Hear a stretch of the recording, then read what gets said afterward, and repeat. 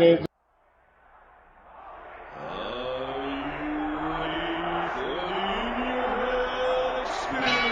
I have come here to chew bubblegum and kick ass.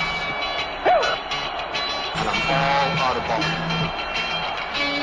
If you want to be a wise guy, you can do it anyway. If you want to be a strong man, you can do it anyway. If you want to be an Indian chief, cowboy, you can do it anyway. You can't do it anymore. The most electrifying line in sports entertainment today. If you smell what the Rock is cooking. Take me if you can. Survive if I let you. I'm figuring and thinking there's nothing gonna stop my soul man Randy Savage now. I'm the man. I'm the icon. And yes, you can't bow. I am God. The number one show on the net that leaves you the best in your head like Goldberg net. For the punks and the perverts, niggas that'll work with Terry Funk and Knox Baker. Check Isman and Barney, they got the cheap heat, so sit back and have a seat. They got questions from the fans, in your head is the man from Australia to Japan. Jake down the road, old shit master, first stroke up the Mississippi. I have we are bigger, we are faster, and we are all night long. All you idiots, post-liberty fools, be sure and tune in and listen to this show. www.inyourheadonline.com.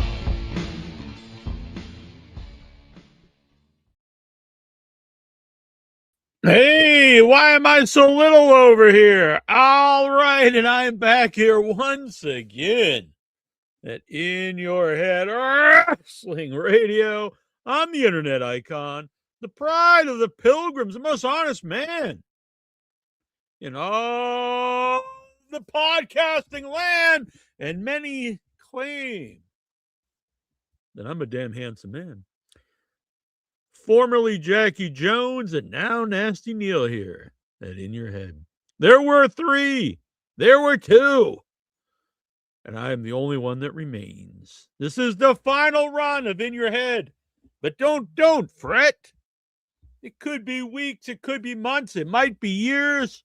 It could very well be decades. So here we go. The final run of In Your Head. We've been around for years. 22 years, I believe. And that I bitch bailed on the 22nd year.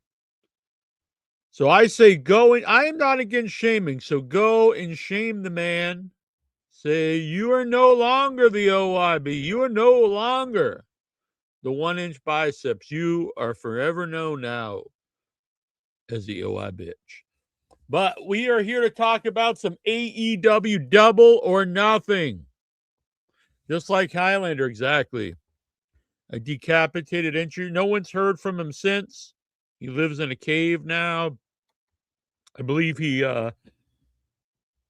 was in so much embarrassment and shame, and not from the AI, but because, acting just like a pure OI bitch here on the show, that he went and he found an abandoned coal mine. A lot of people don't know this, but so yeah, an abandoned coal mine that his relatives in the past, they used to dig the coal, back in the 1800s into the 20th century. But it's been abandoned for, 40, 50, 60 years. And he went there. And his ancestors to this day, he can hear them echoing in the caverns. Back in the day, they were mining coal. Their lungs was full of black soot. But they kept doing it because they were real men. And they look at him now. And they say, you're nothing but a bitch. So that is the life of OIB now. He is alone in a dark, abandoned coal mine where his ancestors, for the rest of eternity, just remind him of what a bitch he is. So that's a life he's made for himself. But we are here now to open a cold one, a nice polar unsweetened seltzer. We got chili lime pineapple and talk some AEW wrestling. Now, I was going to have a couple surprise guest co-hosts here, but they may have gone the way of the OIV, if you catch my drift. We'll see. We'll give them a shot. Maybe they got the time zone messed up on them. So AEW Double or Nothing was live from somewhere last week. Where was it from? Let's look where this was. I watched it. I know you guys think I don't watch wrestling, but I watched. Queens, New York. The Louis Armstrong Stadium. Oh, yeah. I've been to Queens. I actually really enjoyed Queens. People sometimes think New York's like this hellhole or something. I like New York quite a bit. We had this was in the pre-show. Divine Dominion, Megan Bain, and Lena Cross. They defeated Zeta Steel and Viva Van with Christopher Daniels. So if Daniels is going to be used, which I'm in favor of, I'm a big Daniels fan. He's a legend to this audience. He's really, a precursor to the modern style, where a lot of the guys from his era, went on to become, and he was a star himself, don't get me wrong, but, he never, got quite to the level of CM Punk and Bryan Daniels, Samoa Joe, but he was up there, So they see him, as one of those guys. And I think you could find a better role for him. You could find him something better to do than manage some jobber team in the pre-show. He's a legend, especially to this audience. They need AEW. I'm an AEW fan. I really like this pay-per-view. But one of the things AEW needs to do, and I'm gonna go over this even more when I talk about Dynamite. They really need to book the women's division better. They actually have some Tekla's great. They've got some great talent there, but they really book it for shit. They don't really do any. Is anybody out there interested in any feuds in the women's division? They have the women's tag belts, which are defended a lot, but do you care about anything that's happening with it? No. I defy anyone to tell me they do.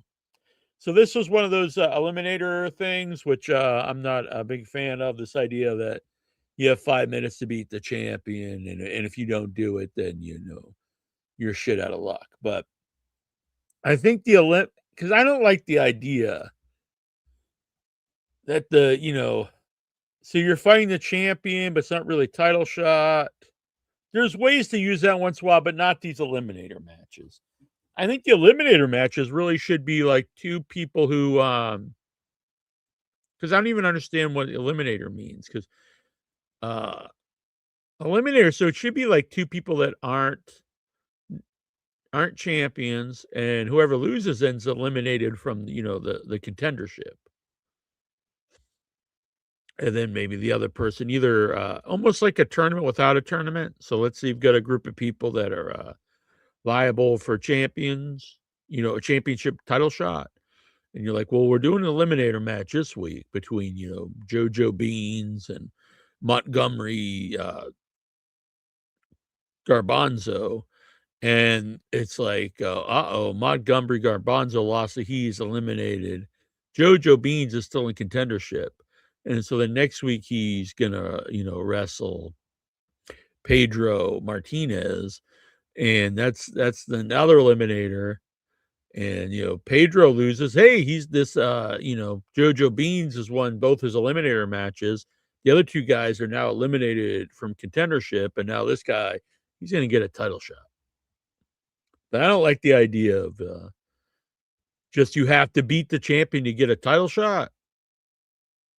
It's odd. You don't do that. You don't see that in other sports. When Mike Tyson was champ, he didn't go out there. And this one's not for the belt versus Buster Douglas. And then Buster Douglas knocks him out. And you're like, yeah, he won the eliminator. Now Buster Douglas will get an actual. No, that doesn't happen. He beat him and he was the champ. And wrestling even more so since it's not, on the up and up. There's no need for this kind of shenanigans. So this match I've talked about way more than it deserved to be talked about. I like Divine Dominion, Megan Bain, Lena Cross are real stars there, but they're in meaningless matches, no actual feuds going on, so kind of just wasting away. Plus, if you have a title and it's not even good enough to be on the main show, it's we had Death Riders, which was Claudio, Daniel Garcia, and Wheeler Utah, with Marina Shafir versus the Ops, Anthony Bowens, Hook, and Shibata. All right, folks, let's get real time here. This version of the Ops, this is like the NWOB team. It's like, did anyone really want to see, Virgil, Virgil tagging with like Mike Rotundo and Stevie Ray? It's like, do you really want to see? Oh wow, Horace Hogan's out here. I'm really pumped.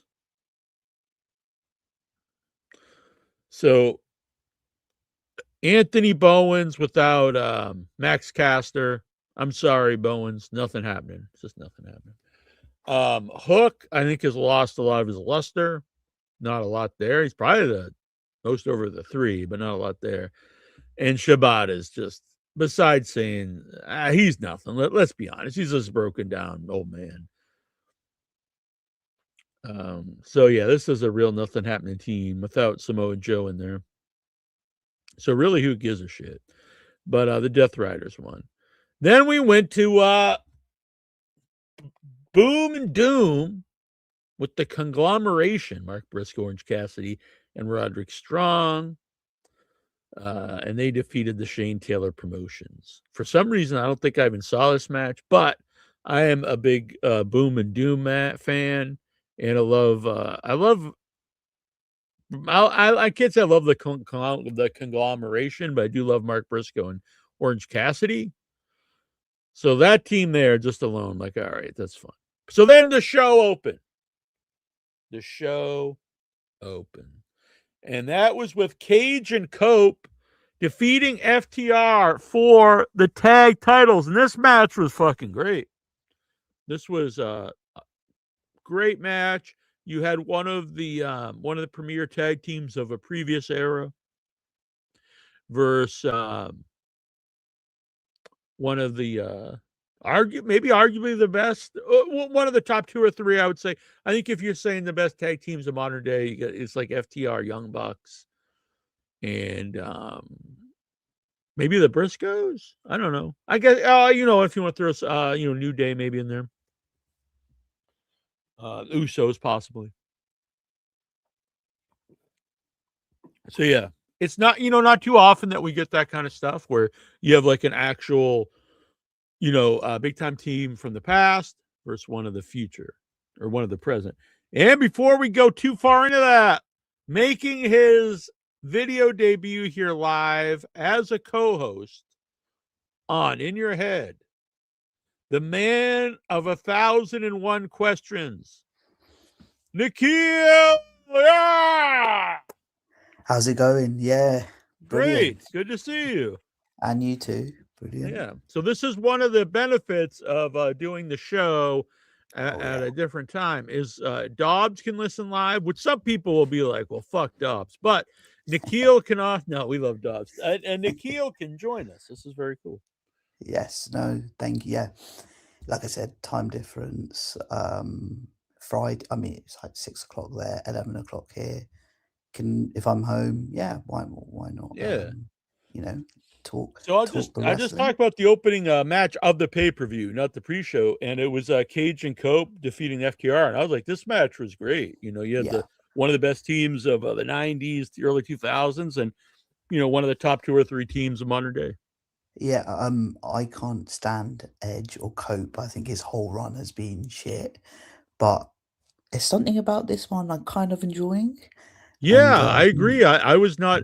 I was even against him putting them together because I thought Christian is so great, reinventing himself, yeah, but they did it in a way I didn't really foresee, where they didn't change Christian at all. He's still like yeah, the asshole, and yeah, there's a new yeah, yeah. dynamic there. So you get some of the nostalgia, but you also get them as current guys, and it's very fun. And I think maybe that was a problem, like with the Hardy Boys. I mean, I love them, but they're just doing the same thing, if that Yeah, makes and sense. they're like 50-year-old. They're like broken down, and they're still Yeah, trying to be out there like dancing or whatever the yeah. hell they're doing. And They I they love it. became the Michael Hayes when Michael Hayes was with them, and he was like, "Wow, this guy's really out of place." And now that's the team. Yeah, I mean, I love FTR. I'm good, Toronto Stevie. I hope you're doing well as well. I know you've had surgery, so I hope yeah, you're yeah, recovering well. I love FTR. I think they're absolutely fantastic. So yeah, it was a great opening match. I don't know if you mentioned this, the arena was amazing. yeah. The It yeah, was funny because on the pre-show, I was like, I was kind of worried because like it was pretty empty. I was like, "Wow, this is," but people must just come in after yeah, when they think that the show's starting, as opposed to like an yeah. hour before. When I went to I think it was Forbidden Door last year in London, we basically got there when the main show was starting. So yeah, people Yeah. probably do that. Yeah. Golgo, can Nikhil say Potato Man for old time's sake? Potato Man. How was meeting Lexar in the bathroom? Oh, let's get this story straight. So Uh-huh. obviously going to WrestleMania, Philly, me and Lexar messaged each other on like Facebook. I said to him, "Look, I'm going to the WWE store on that day." He goes, "I'm doing the same." I go, "Let's meet up. Why not?"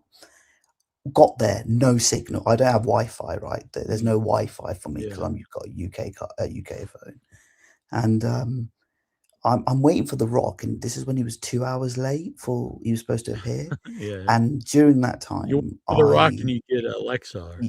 yeah. So I was like to my friends, "I'm going to the toilet. I'll come back."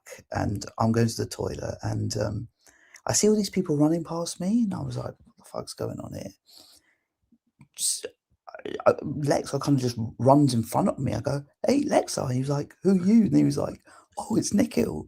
And then yeah, we had like a little hug and we took a picture and we said hi to each other. So it was actually quite yeah, it was Yeah. nice. It was good. I'm glad Yeah. because I was worried that I wasn't going to see him because I Yeah, said I want yeah. to see you. I And remember when the first time I went to London with Jason, and his big thing was like he was just gonna print out all these maps. And I was like, we're in the modern world, like we have to have phones like to get yeah, around. yeah, So I yeah, went and yeah. I got the chip there. Yes, But yeah, yeah. I probably should be, but you just think because it was in like an arena in the middle of Philly, so it right, has right. Wi-Fi. Everything has Wi-Fi, but Yeah, no, it that's a was good good. point. It was Yeah. good. Yeah, it was good meeting him. It was a Yeah. funny character. Yeah, I've never met him in person. It's weird that Yeah, I've met you in person, but not yeah, Lexar, who lives, a few, like, I don't know, 4 or 5 hours yeah, away. yeah. No, it was good. I can't remember what year was that. Post COVID. 2022, I Yeah, think. Yeah. 2020. Yeah, post COVID. Yeah, yeah. Yeah. I was very hungover that day, so that's why I didn't drink. Oh, yeah. Well, it was funny. People don't know, me, Nikhil, and Dobbs met in a bar, and I had a club soda, and one of you guys had like a Coke, and the other one had I an iced tea. So. yeah, no, it was good. It was like Alcoholic Anonymous. Yeah, yeah. So yeah, this match was awesome. It was a huge thing to open the show. Yeah, The only thing I would say is I probably would have flip flopped. I would have had them win the belts in Canada and then maybe have them lose them back here. yeah, But I also see if they have plans like we're going to have these guys defend versus some of the other teams before, like Wrestling F. So in that theory, you couldn't have been able to do it that way. Like yeah. if they lost the belts back now, then you'd have to have FTR defending against other people. You know what I mean? So They've had a long. I can get that. They've had a. I enjoy FTR. Yeah. They've had a really good reign, so I Yeah, think it yeah, was yeah. probably time. Yeah, Yeah, because I like the idea of Cage and Cope wrestling some of the other teams while they can, because there's a limited time before, yes, especially before Cope gets injured a lot. yeah, So I would. You definitely. Jumped You've off the done the 2 cage. FTR He matches. I jumped think off the you. cage and broke his leg. Oh my god, Yeah, that yeah. was. And you have to do a Young Bucks feud at some point. Well, I While you think can. at Wembley they might do a three-way Mm, TLC match. that I would. Oh think. yeah, that would be pretty great. Yeah. Yeah, I think they'll do that. That'd be good. Yeah. And then just tell Cope like go all out there. This is your final match ever. If you get shattered or whatever. I don't think Christian is doesn't seem very injury prone. I can't remember him getting injured too often. No, he's just really good. I don't know what else to Yeah, say. yeah. He's brilliant. They were really He's fun on Dynamite this week too, I thought. yes, yeah. It was quite funny.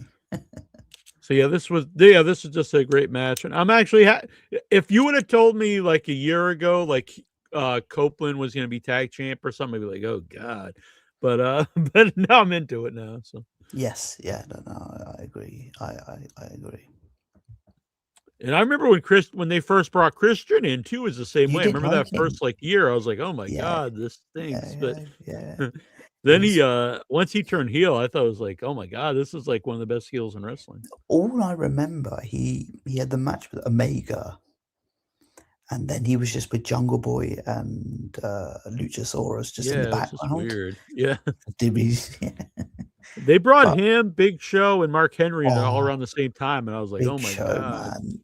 I just saw he signed a new contract. I was like, oh my god! Like, Jesus, oh my. that's gotta." Maybe he's a nice guy, but wow, that's a waste of money. Yeah, it's just I know Tony Khan's a billionaire, but you could sign like 10 mediocre or mid Yeah, guys, yes, yeah, yeah. Someone so, halfway decent. yeah, Someone who's actually on TV. yeah, I go to Collision tomorrow, front row. What should I put on my sign? In your head, obviously. definitely. Don't put the T-shirt you bought on the sign. You'll probably get kicked out. Takeshita now. All right, Takeshita Okada. Everyone knows how I feel about Okada. The problem is, every once in a while we get this where Okada's like actually trying, and I'm like, okay, I see it. Yeah, Okay, this guy is really good. But then all the other time, I'm like, who cares? Another just great match was yeah, Takeshita and Okada. yeah. It's hard to really explain it, isn't it, without kind of watching it. Yeah, great game, great match, and nice little ending as well. I thought the ending was Yeah, and it was good. well built. They built up them feuding for a while now. Yeah, I know you don't like the Don Callis family because it has about 35 The people, problem is but I I love really Don enjoy it. Callis, and Yeah, I like the idea, but there's just too yeah, many. You need to cut out some of the dead weight, like the clone and stuff. You don't need the clone. yeah. I get a ticker of like Lance Archer, Trent, Jake Doyle, is it? Oh yeah, he Mark just came Davis. back on. Yeah, they're good. I like Don Callis, so yeah. Yeah, Don Callis also, and of course Kyle Fletcher is like he's a guy you could build the whole company around. He's like Yeah. one of your elite guys, I think. Yes, I agree. I didn't think he was good when he joined. He wasn't he a tag team when he came Yeah, in? it was him and the other guy that's with him now, Mark Davis. They were Oh Aussie yes, Open. yeah. I wasn't a fan of those two, as in a team, but yeah, they've Mhm. done pretty well. Yeah, and I was not in at all. I thought Mark Davis was just like useless, and then I give him a lot of credit. He kind of came. He started to show more charisma. Kind of like worked on like his look. It's just like this big badass guy, and I actually think he's a really talented guy too. You called him a But Kyle bum, right? Fletcher, I think he's like an elite guy. Like he's one You of used your. to call him a bum, right? Because the way Yeah, he he's used to just a whole dress. bum. Yeah. But he kind of took that because it's not like he's gonna be like this. Like he's not gonna come out with the suit and everything. Yeah, That wouldn't work. But I think he just looks like a big badass wrestler now, and I like that. yes, yeah, I agree. So yeah, that was great. Yeah. Athena versus Mina Shirakawa in the Owen. I am not a Mina fan, Mina Shirakawa. I do like Athena, and I do think this is a problem in AEWs. They don't book the women in very interesting feuds. There's no really interesting things going on since Timeless Tony Storm's not around. Yeah.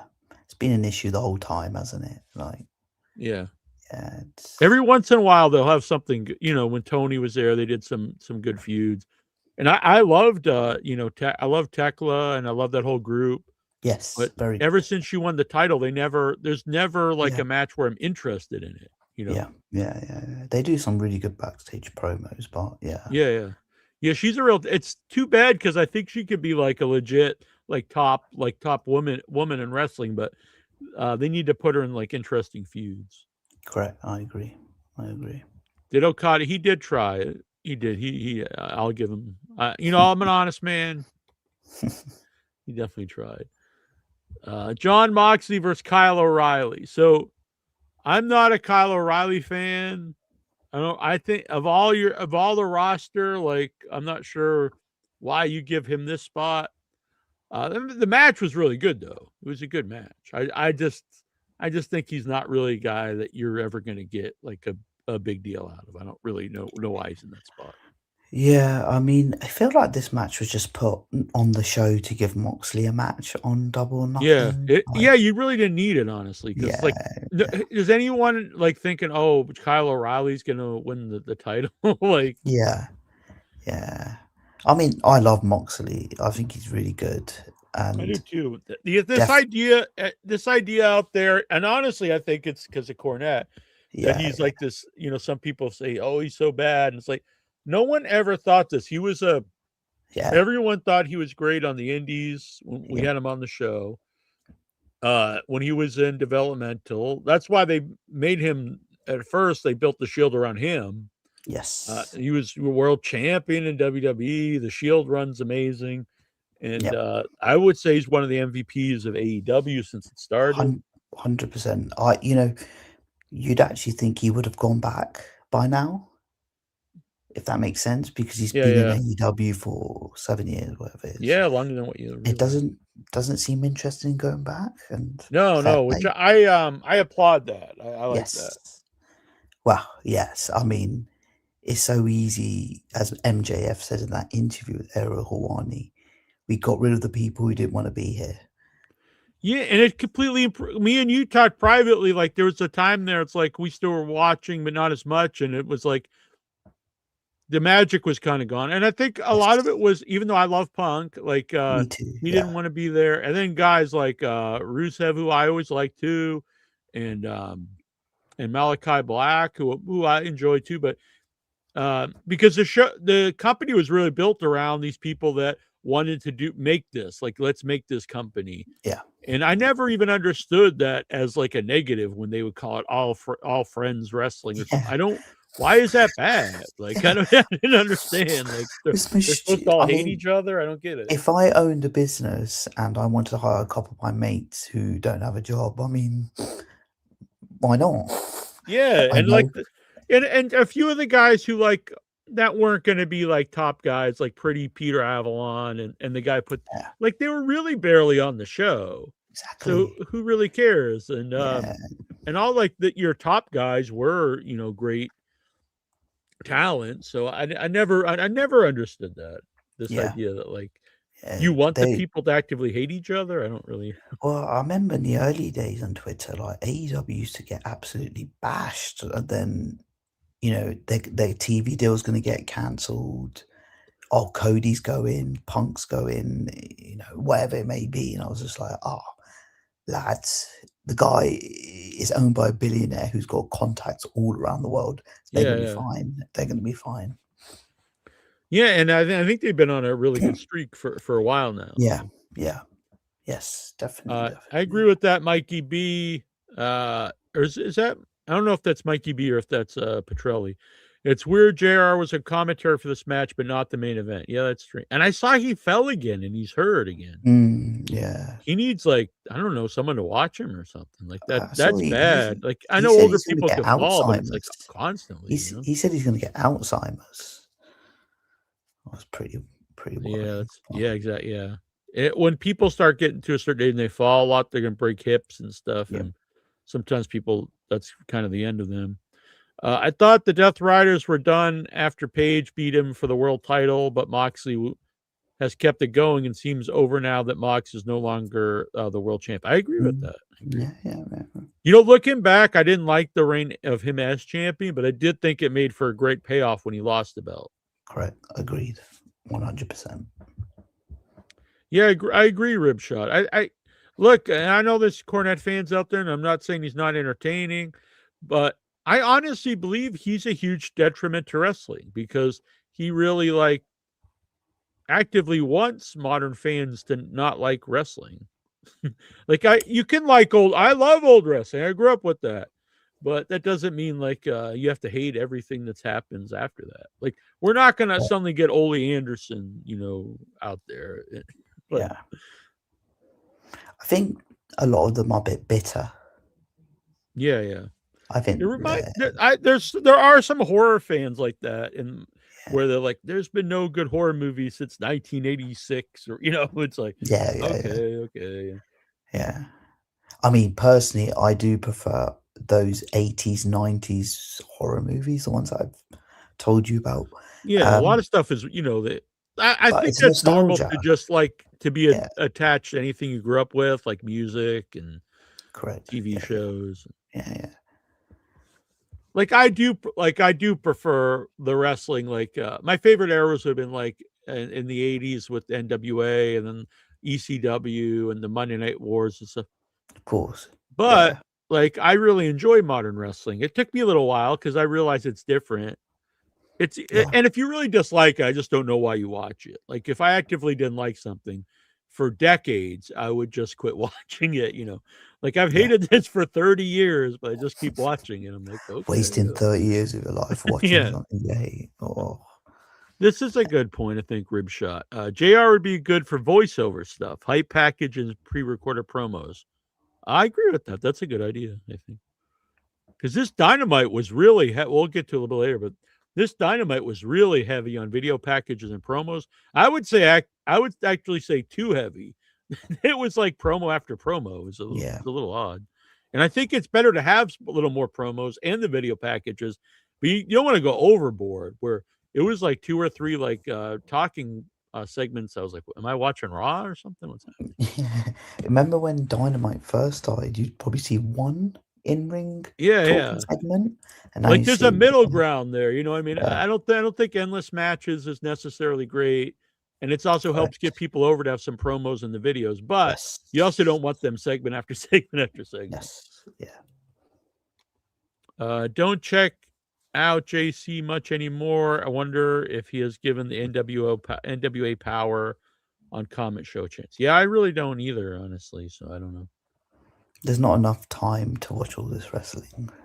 No. Because sometimes I think it would be good for the show and more guest potential if I watched Power and I watched Juggalo Championship but it's just I don't know if it's because I think about this when I was a kid, would I've watched all of that? I mean, I don't know. I watch a lot of wrestling as a kid, but still, even during the Monday Night Wars, at its peak for me, it was Raw and Nitro, and then it did start to go down for me when you had Thunder and SmackDown because there's just so many hours.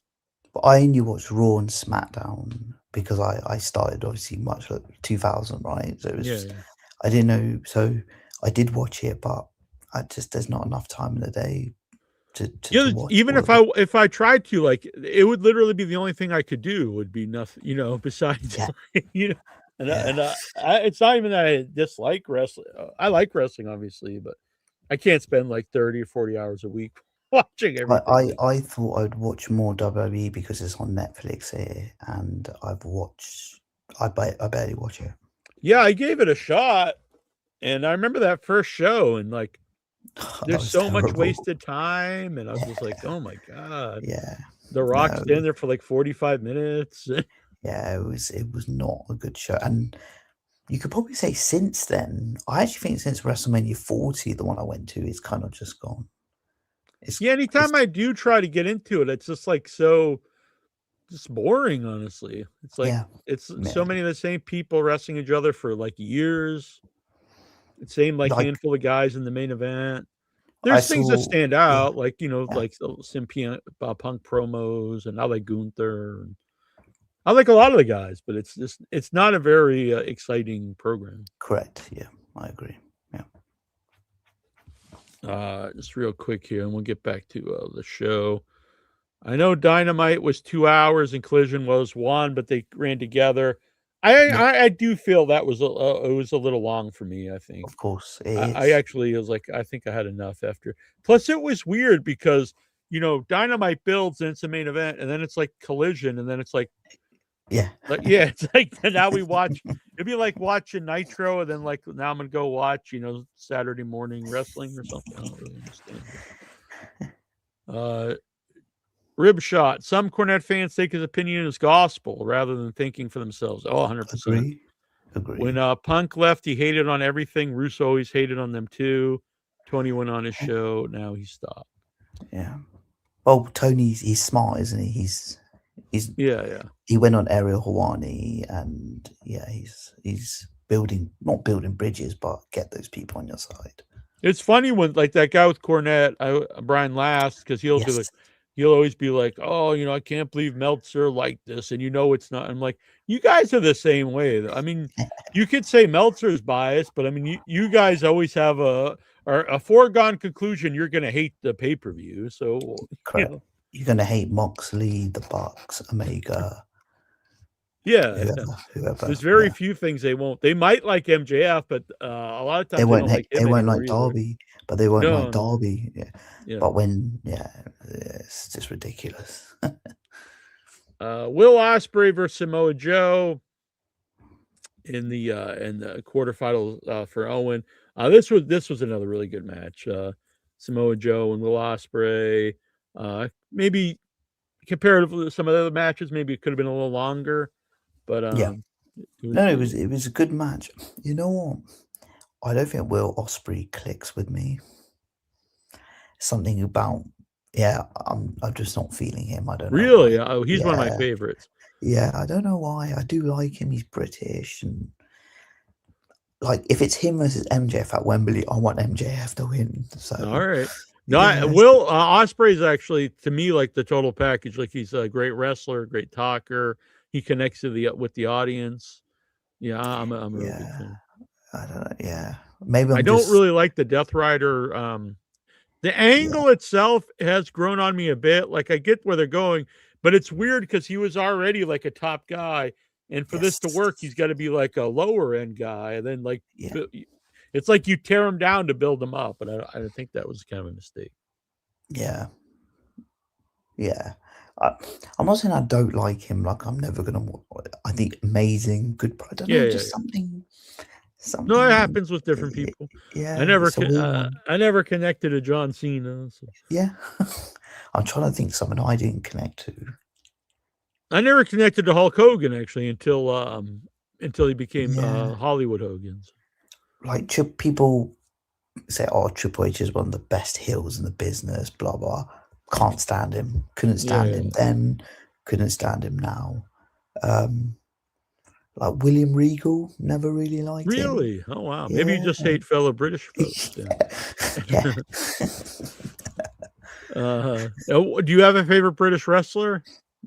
You put me on the spot. Big never Daddy or something? Never liked what's his name? The SmackDown GM. Nick Aldis. Nick Aldis. You were a Nick Aldis fan. No, I wasn't. Because he was another guy that people praise so much, and like he looks like he would be great, and I can't say he's bad or anything, but he just doesn't interest me at all. Yeah, I'm trying to think. You've put me on the spot here. I need to see. Yeah, because I'm surprised with Regal's got to be British Bulldog, but that's probably before you. He was before my time. Yeah. Mariah May, she's British. I don't think. I'm just having a look now. Doug Williams, David Finlay. I don't know. How about I guess he's Irish instead of British, but Nigel McGuinness. I like. Oh, that's a good one. Yeah, I was a big Nigel McGuinness fan. Yes, Desmond Wolfe. Yes, I'm a big fan of it. Big Daddy. Yeah, Big Daddy. That's back in like Stevie's day. Yeah. I think my granddad used to watch him. Who was the guy who became Loch Ness? He was what, giant haystacks or something? Yes, he's quite famous. My Yeah. great I remember when granddad he came watched in him. on because I didn't know him, and when he was on Nitro, I was just like, "Who the hell is this guy?" Because like you could tell he was old and like he could barely move. I was like, "What? Yeah. Whoa, what the hell?" Swerve Strickland versus Bandito in the men's quarter final in the Owens. I'm a big Bandito fan. I think Swerve's just awesome. Yes. But at the Yeah, same time, like I kind of thought Swerve was going to win. So. yeah. I think that's always been an AEW issue. You always know who's gonna win. Yeah, they Like, try to change that a bit. Like I did not foresee when Darby won. no, You know what I no, mean? no, no. So, And Hangman versus MJF, and then MJF versus Kenny. I didn't know. yeah, but Yeah, there it are was a lot of times like and the problem with that is they always make them really competitive matches. And when you're watching like a 20-minute match, when it's like a Who speedball is Mike that? Bailey versus somebody, and you're like, I know Who who's is that? winning this. Who is that match? Edge versus someone, and you go, "Oh, it went on like 20 minutes, and it was shit." Yeah, it was the guy the guy with the long hair, like Nick Garrison or whatever. Griff Garrison, Griff yes, yeah, yeah, Garrison. yeah, It's yeah, like, yeah. come on, man. I don't think the guy's ever won a match, and he's like going 20 minutes with Edge. I was like, With come a on. Hall of Famer Edge. And then people told me, like, oh, this is going to lift Griff Garrison. Like, have you seen the guy since? Has he ever done anything? He's Yeah, part of like yeah. some group on Ring of Honor, and he's not even a top guy in Ring of Honor. Yes, yeah, yeah, yeah. It's The like frat some house. dumb group. Yeah. The What frat is house. the The frat? frat house. Oh, man. From what was he in? What was he doing it with Brian Pillman?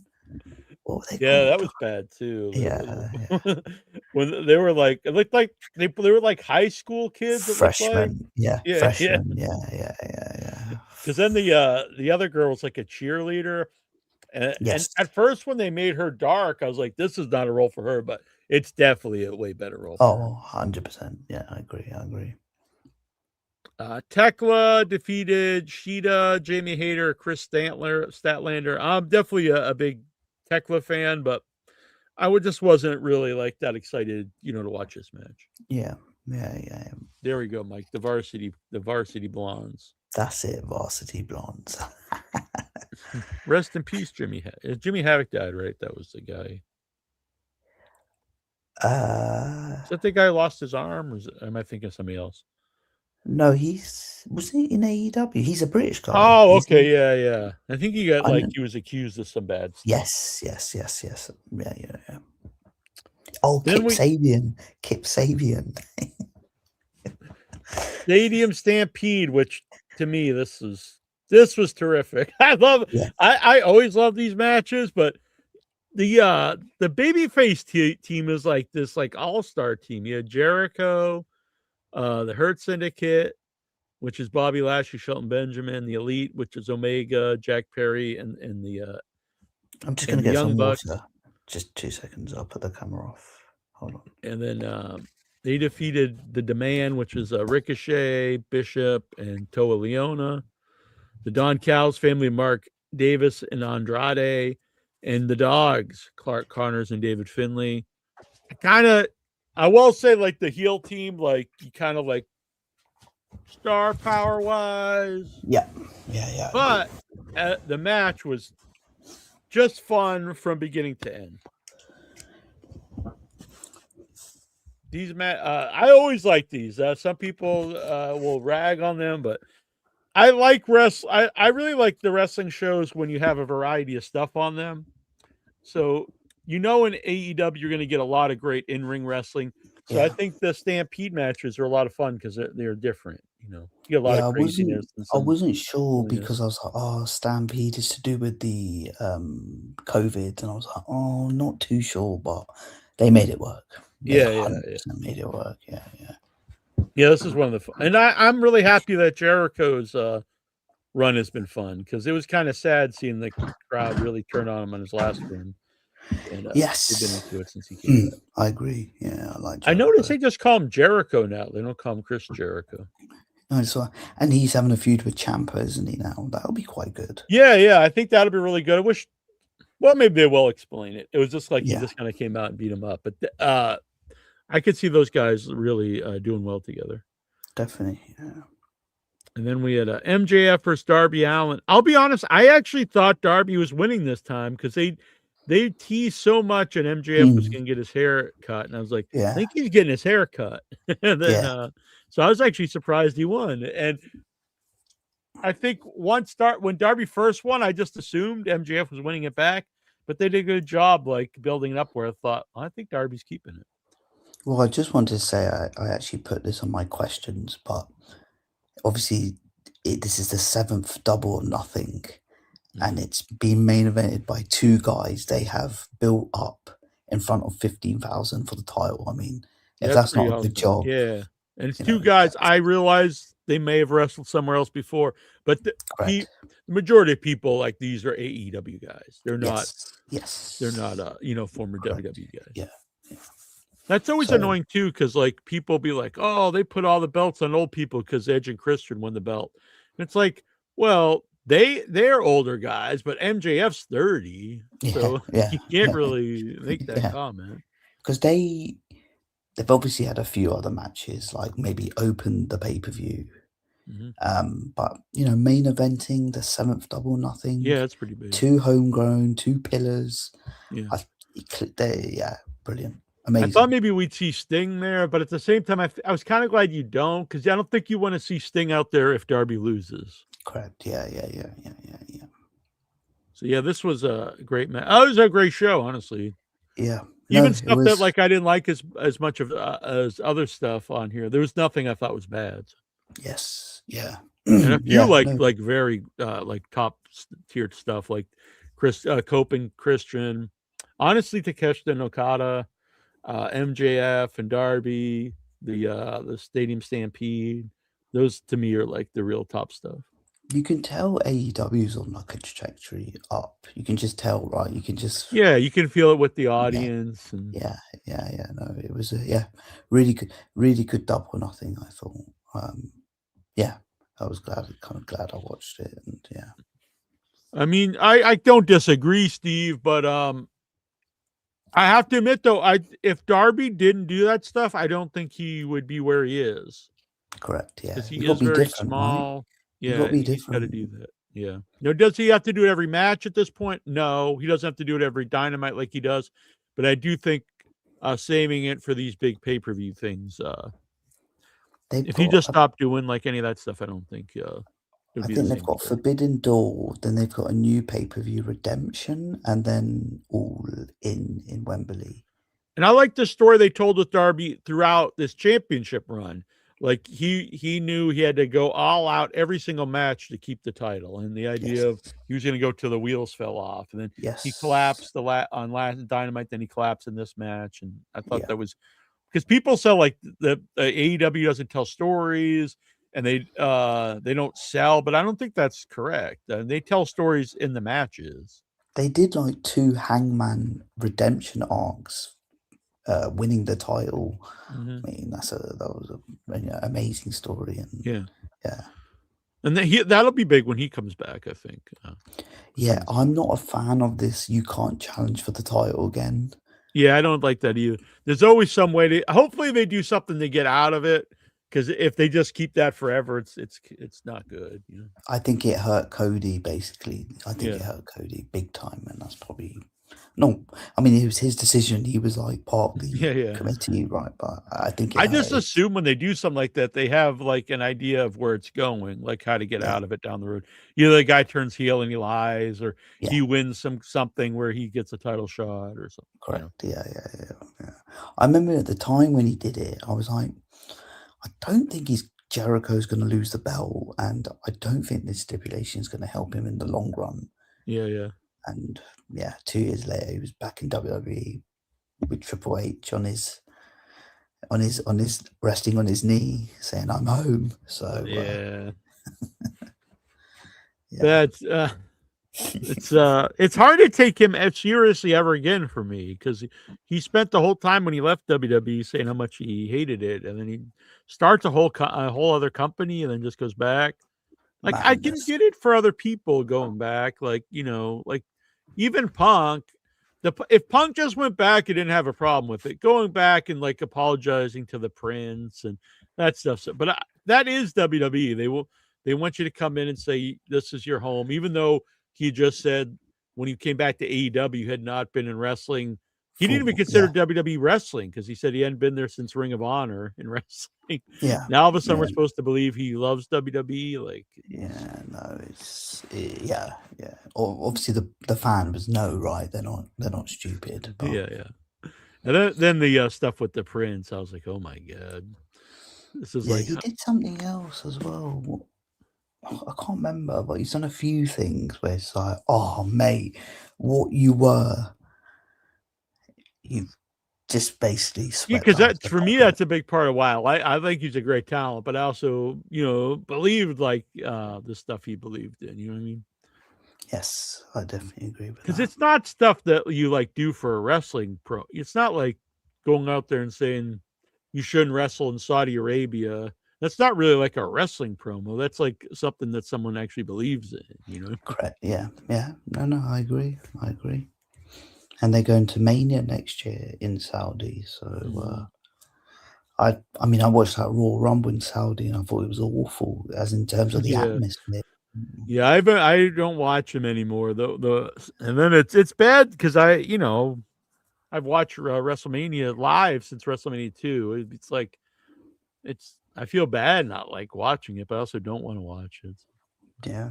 Well, I'm really checked out with WWE. I watched Yeah, I night one, maybe the fourth I match. never watched Night 2 actually of last year yet, and I heard it wasn't good. So. You got to catch up. Yeah. And then I all I did is watched CM Punk Reigns. I just watched that match. That's what I watched. Yeah, that and the well, I was gonna say the Brock Lesnar retirement was great, but then like they just like shit on it because then he just comes back already. Like, Yeah. like a month later. Like, Yeah. at least like wait a year or 6 months. I don't know. Like Jesus. And it was done really well when they did the retirement. Yeah. And that sucks because then what are you gonna do again? He wrestles again and then he retires again. Like he's gonna put his boots in the ring every time he wrestles. Like It's such an old trope, isn't it? This at least AJ Styles retired. yeah. He goes, I'm done. Cena done. Don't know who else, but yeah, it's a weird one. Nikhil is overestimating Marks. Most fans are stupid. Oh yeah, I know. You know what else I have to put over is he was one of my favorites the last few years. But his first night in AEW, I was like, oh, he did a really good job here, and that's Mick Foley. Yeah, I agree. He's not really done anything memorable in years, has he? No. So yeah, it was. It seems like he's genuinely happy to be there. So Yeah, I think that's. I think he got the All Elite tweet from Tony Khan. So yeah, seems like he's there for a while. Yeah, I'm happy about that. Yeah. So let's see, Dynamite. I'm gonna check out because it's just gone midnight here. So. All right. Well, thank you for coming on. It was good to see you. Yeah, no, that was good. I'm gonna try and make it a regular occurrence. All right, sounds good. Everything and all right. Enjoy the show and thanks. I'll be in Austria later this year. I don't know how close that is. I did. Congratulations. That should be. Are you there for Christmas then, or? Yeah. I'll be there from the end of November through the early January. Okay. Wow. I'll be there for New Year's and Christmas. Nice. Enjoy. But I will. Yeah, I'll speak to you later. And congratulations. All right. See you, Nikhil. Thank you. See ya. Nikhil, everybody. It's good to have Nikhil here. All right. Dynamite. I'm just to say this. I think it's good to have more promos, to have more video packages, but there's a middle ground. There's not like, let's have none of this. And then there's like let's have most of the show promo. There's a middle ground. There's a middle ground, folks. And I gotta say, like, I'm a Kenny Omega fan, and I love Will Ospreay, but this promo was not so hot. Them talking about like the Death Riders and all, and then like Moxley just kind of pops his head in, or I don't know, it wasn't too great. Kevin Knight,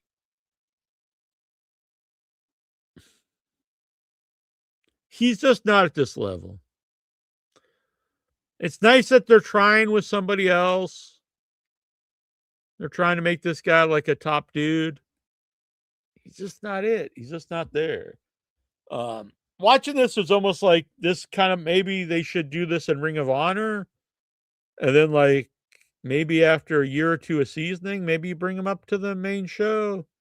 But as like a champion, one of their champions, and he's there like kind of acting like he's like the next Rock or so. It's just not it. I'm sorry. Then Speedball Mike Bailey comes out like he's dressed like some alien in Star Trek. You know, they go to some planet and like, I don't know what the hell was going on there. And I was just like, is it just two jabronis? They're just like two J-Brones. I'm just like, these aren't like, they're good. They're fine. I actually like watching Mike Speedball Bailey, whatever the hell his name is, wrestle, but these are not like top tier promo dudes. These are just not. Ricochet and his group. This was a good promo, actually. I'm not the biggest Ricochet fan. Great wrestler, but he's a better talker than like the Kevin Knight stuff. So it was cool. They talked about the Lion Salt and Jericho getting lucky, but you know he won't be lucky tonight. So this was good. Then we went right to Jericho versus Ricochet. Everyone's banned from ringside. I thought this was pretty good. I didn't think it was great. I think, but Jericho's an older guy and he's coming off like that crazy Stampede match. So maybe doing a big singles match on the following Dynamite's probably not the greatest idea, but it was still good. Jericho wins with the Lion Salt. And I mentioned with Nikhil, he's just called Jericho now. And then Tommaso just runs in for some reason, just takes him out. Just to set up the next feud. I'm into it. Why not? I have a note here was I think Taz is, I've never liked him as commentator, and I think he's worse. Like this whole show, I just noticed like he's so over the top heel, like it's just a very outdated take on the heel commentator. As much as I love Bobby Heenan and Jesse Ventura, I think if you're in modern day wrestling and you're just completely biased, where no matter what the heel does, you're like, yeah, that was good. It just comes off like super corny. And so that's how I feel about Taz. Super corny and not really ever funny to me. I think he stinks. Not a great Andrade promo. I think he's a great character now, but you know, it wasn't the best promo. Leo Rush versus Orange versus Brian Cage versus Roosh. I was like, it's kind of weird because you had Rush and Roosh both spelt the same, but they're different. Jake Doyle return. The Don Callis family just they carry out Orange and Brian leaves. I was glad that Brian Cage didn't lose again. He loses way too often. And then so you left with Roosh and Rush. Roosh. I really thought, oh, okay, they're gonna give Leo Rush a big win now because they're really putting over this character and he never wins a match. And he didn't, though. Roosh won. Roosh was a very talented guy, so I'm not necessarily against that, but I don't know. I think you got to start giving this guy wins, or what's the point of creating this character? You create a character just to have like some job dude. I don't really get it. Right. Then from there, you're welcome to kill. Nikhil was message me. Renee was back or not? Was it? Yeah, backstage. MJF walks in. He was dragging. I was like, why are you dragging a title? But he was dragging, I guess, the old title because he's got his belt now with like the coloring from the scarf. Kevin Knight's back there. I'm like, God, man. Like, does anyone think Kevin Knight's gonna beat MJF? And then Kyle Fletcher, who's way above Kevin Knight. Don Callis says if he wants to be Kevin Two Belts, you got to talk to them. And Kyle just towers over Kevin Knight. Kyle Fletcher's is a really tall guy. I don't think you notice it until you see him like standing next to other folks. As I mentioned earlier, but I have even my notes, very promo heavy show, and then it continued to be so. We had a promo with the Brawling Birds, and no offense, but I could not care less about that. MJF was carried out on a throne, and the guys could barely get him to the stage that they had him on. I honestly thought for a minute they were just going to topple over. And then when he was off of it, they still had a little bit of trouble. So I'm thinking that you need more than 4 people to carry a grown man and a throne, is what I'm saying. Is what I'm thinking. Or maybe these guys were weak. I will say I love MJF. I think saying that only 8 men under 30 have been 3-time champion, that's really not that impressive. When he said 8 men, and I was like, oh, only 8 people has ever had the belt 3 times? That can't be right. Only 8 people under 30, maybe. But only 8 people under 30 have had it 3 times? I don't think that's really something you can even brag about. Mark Briscoe came out. Huge Mark Briscoe fan. That's another guy I think you can use as a legit main event guy. Mark Briscoe way over like a Kevin Knight. And this is great back and forth. MJF said Mark is a hillbilly redneck and not on the level of the devil.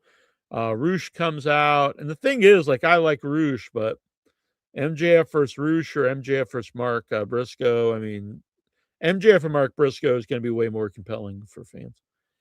Another video package. This time, Jack Perry also wants the world title, but I do like it that everyone wants the world title.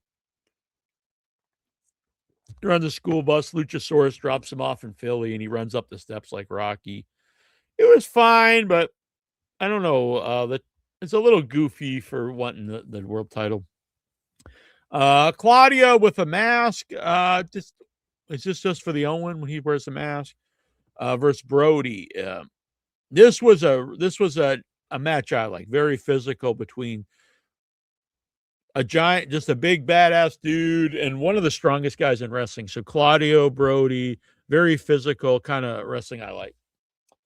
Then another promo. Cope and Christian come out and say they're going to do something they haven't done in 25 years. The 5-second pose, and Christian just goes, "Nah, I'm not doing that," which got a big pop out of me. Cope had a big bag of old disposable cameras. He started running around giving them out till he was like blown up. But you could tell he's legit happy, which is nice to see. The dogs run out, and no offense, but if you have a limited matches left at a Cope and Christian, I wouldn't waste many of them with the dogs. The jury's out for me on the dogs. So, and then they were beating up Christian's arm. Now, when they they're kind of doing the what was Christian's move they used to do with the chair? They put the guy's arm in the chair and they stomp on it. They did that, or they used to do the neck actually. They did that with the hand though, with the ring steps, which look good. But before that, when Finley hit him with the shillelagh in the hand, he missed by literally like 18 inches. Like, it was so far away, and the camera showed it. I was just like, I don't like in WWE where they cut away every time someone hits a move is very annoying. Like, they throw them the turnbuckle, they do the jump cut, so you miss like the impact. This is actually time for that. So you have the hand there. The guy's going to hit it with the shillelagh, but he's hitting, the pole. I'm not saying to really smash a dude's hand, but that's the time then to do a cut. So you show it coming, you cut to the back so you don't see that it completely misses. But this was bad because it wasn't a little bit off. It was literally like a foot and a half away.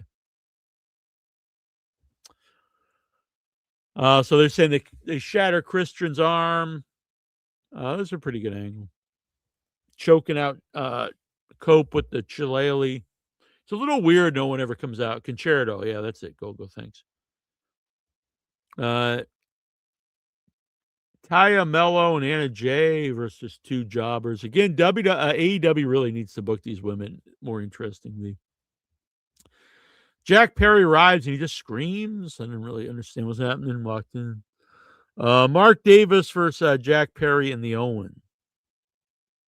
There was a part when Jack Perry took Mark Davis's eye patch and put it over his face, and Don Callis just goes, "That's like taking a cane from someone." It was actually pretty funny. You know what? I forget who won that match. Who did win that match? That was good though. I missed. Oh no, I did the Brody match. So yeah, Dynamo's good. I did watch. I stopped then because then Collision started, and it's weird now. If you're gonna do that, you almost have to do Collision then Dynamite, because you wouldn't. Let's say it's back in the day. You watch Nitro, and then it's followed by like Worldwide. Like it'd be like what? You watch Raw, then you watch Saturday morning Superstars. Like it just doesn't make sense. So yeah, that was Dynamite. Dynamite is a good show, just very heavy on promos. I was glad they did so many video packages, but too many. But I'll say this: they had the big pay-per-view, so maybe a lot of the guys were, like not ready to go up there and do another long match. They're all kind of beaten up, so I can understand that. But maybe put some of the guys on the show that didn't have matches on the pay-per-view. There's the link if anyone wants to come on. We're going to go over these questions. If you want to leave a question, you go to facebook.com/group/IYH Wrestling, or you can email me at IYHWrestling@gmail.com, which I will check right now. Make sure there's nothing there. Let's check this out. We're going to launch some new merch. If anyone has any merch ideas they would like to see in the Amazon merch store, let me know. All right, here we go. Nikhil, according to sources familiar with the situation, Dax Harwood and Cash Wheeler of FTR signed a 4-year agreement with AEW in 2023. We're told the team are now approaching the option year of that agreement, placing renewed focus on FTR's long-term future with the company. Sources close to the situation describe FTR as believing their value and consistency over the last several years should place them among AEW's top-tier acts financially. There's also reportedly been at least preliminary interest from the WWE communicated through mutual contacts as the situation continues to draw attention internally. Yeah, I could see WWE definitely wanting them. The problem is, in my opinion, if you're FTR, really, I don't think there would be a problem. I would just stay in AEW unless WWE offered you like substantially more. Okay, which probably is not going to happen. So let's say AEW but offers you more or slightly less. Then you take into account like you're gonna. I mean, I don't think there's any doubt in anyone's mind they're going to be used better in AEW. You can argue other people, but it's not a tag team. They're probably more fun. Seems like more fit for them. So unless they just like, hey, we're going to offer you, 3 times what AEW's offering you, I just don't see the point. Mark Jindrak is one of the plus AEW for the most part. There's been exceptions, but much more loyal to the contract where they're not just going to, hey, yeah, you signed here, and then 90 days, like, we changed our mind, you're fired. Mark Jindrak has one of those Maven-style YouTube channels, and he seems quite down to earth and a smart guy. All that's going to have to change if he wants a following. It's going to be fuck AEW and top 10 pricks I've never met videos if he wants to make some money. Big man. Thoughts? Unfortunately, that's probably true. There's not as much money in just like liking stuff or saying, not attacking things. They're just the algorithm and everything. It just goes more towards like this sucks kind of stuff. So unfortunately, that is probably true. MJF Wrestling, Darby Allin for the AEW World Title on one of the biggest shows. This is what Nikhil said on the show. So contrast that to TNA. Let me finish this then. So the part makes sense. One of the biggest shows of the year is a massive deal if you think about it. 7 years down the line with AEW, and your two homegrown guys are the ones tasked to draw the house. It's how it's meant to be. Contrast it to TNA's 7-year anniversary show. And we're looking at ex-WWE and WCW guys feuding with homegrown guys, where Samoa Joe ends up simply handling Kurt Angle the TNA belt. Madness. Yeah, that happens so often when it's good to mix up things where you have some veterans and new guys, but when you have like all your established guys just get beat by like everyone who comes in from the other company, it's always a bad look. Luddite Supreme! Hey, What's up? dude. I'm good. Well, Toronto Stevie! Almost looks like Luddite's head is on MJF's body there. witches. So what's on your mind, Luddite? Yeah, not much. I bought a harmonica today. A harmonica? Yeah. Oh, sweet. Why Yeah, you used not? to play the harmonica, didn't you? I remember seeing you doing that. I still do. Oh, good. All right. Want to hear something on it right Yeah, here? let's hear it. It's time to serenade Michael Petrelli.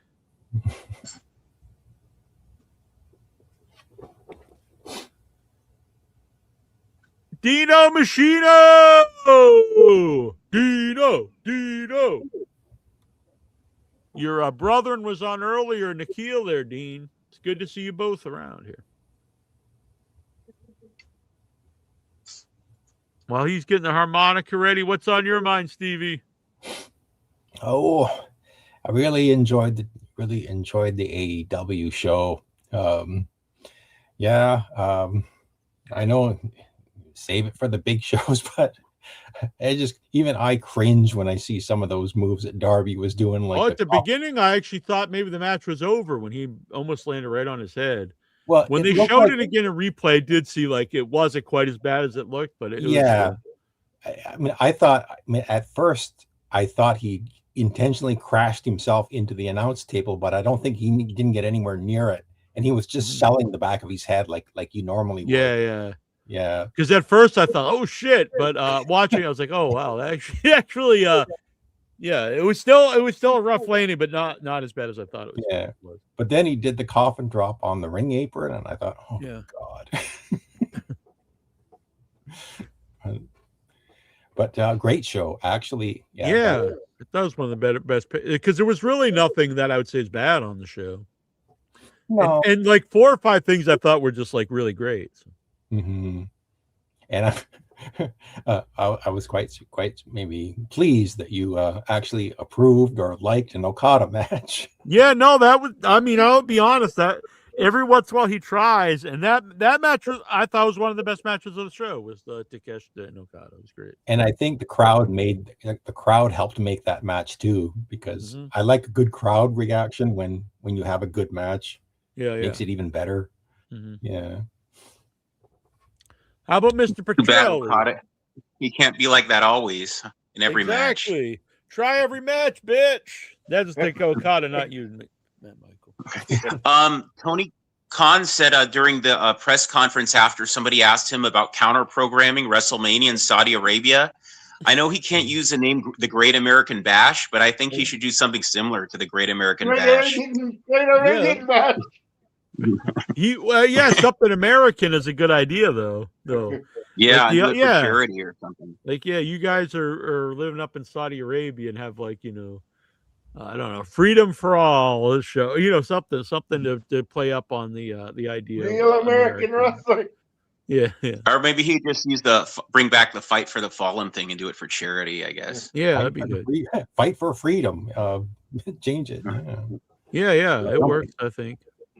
Do it from I remember he got a trails in Bash Boston where Paul Revere, rode. You could do something from there, do it from the TD Garden. which is actually pretty close to the Freedom Trail. Which is Canadian by the TD Garden. Yeah. It used to be the Boston Garden, but now it's the TD Garden. But yeah, I hate that. I hate that so many buildings are named after stuff like the Dunkin' Donuts Arena and stuff. The Crypto.com Arena, Yeah. worst one. Yeah, it's not like this. It's not the same as like, oh, it's a Boston Garden. And imagine if Madison Square Garden was, called like the Amazon Arena or something. Don't give me any idea. Yeah, It might be the eBay Dome. Yeah. Do you know who owns MSG? Who does? Yeah, I know. I don't know. I was just asking. Oh, yeah, It right. got sold They a few probably years know ago. like it's a bad idea to rename like this. It's just the same person that owns LA Forum in Los Angeles, Jerry Buss? or they used to, but I think they sold it though. Oh.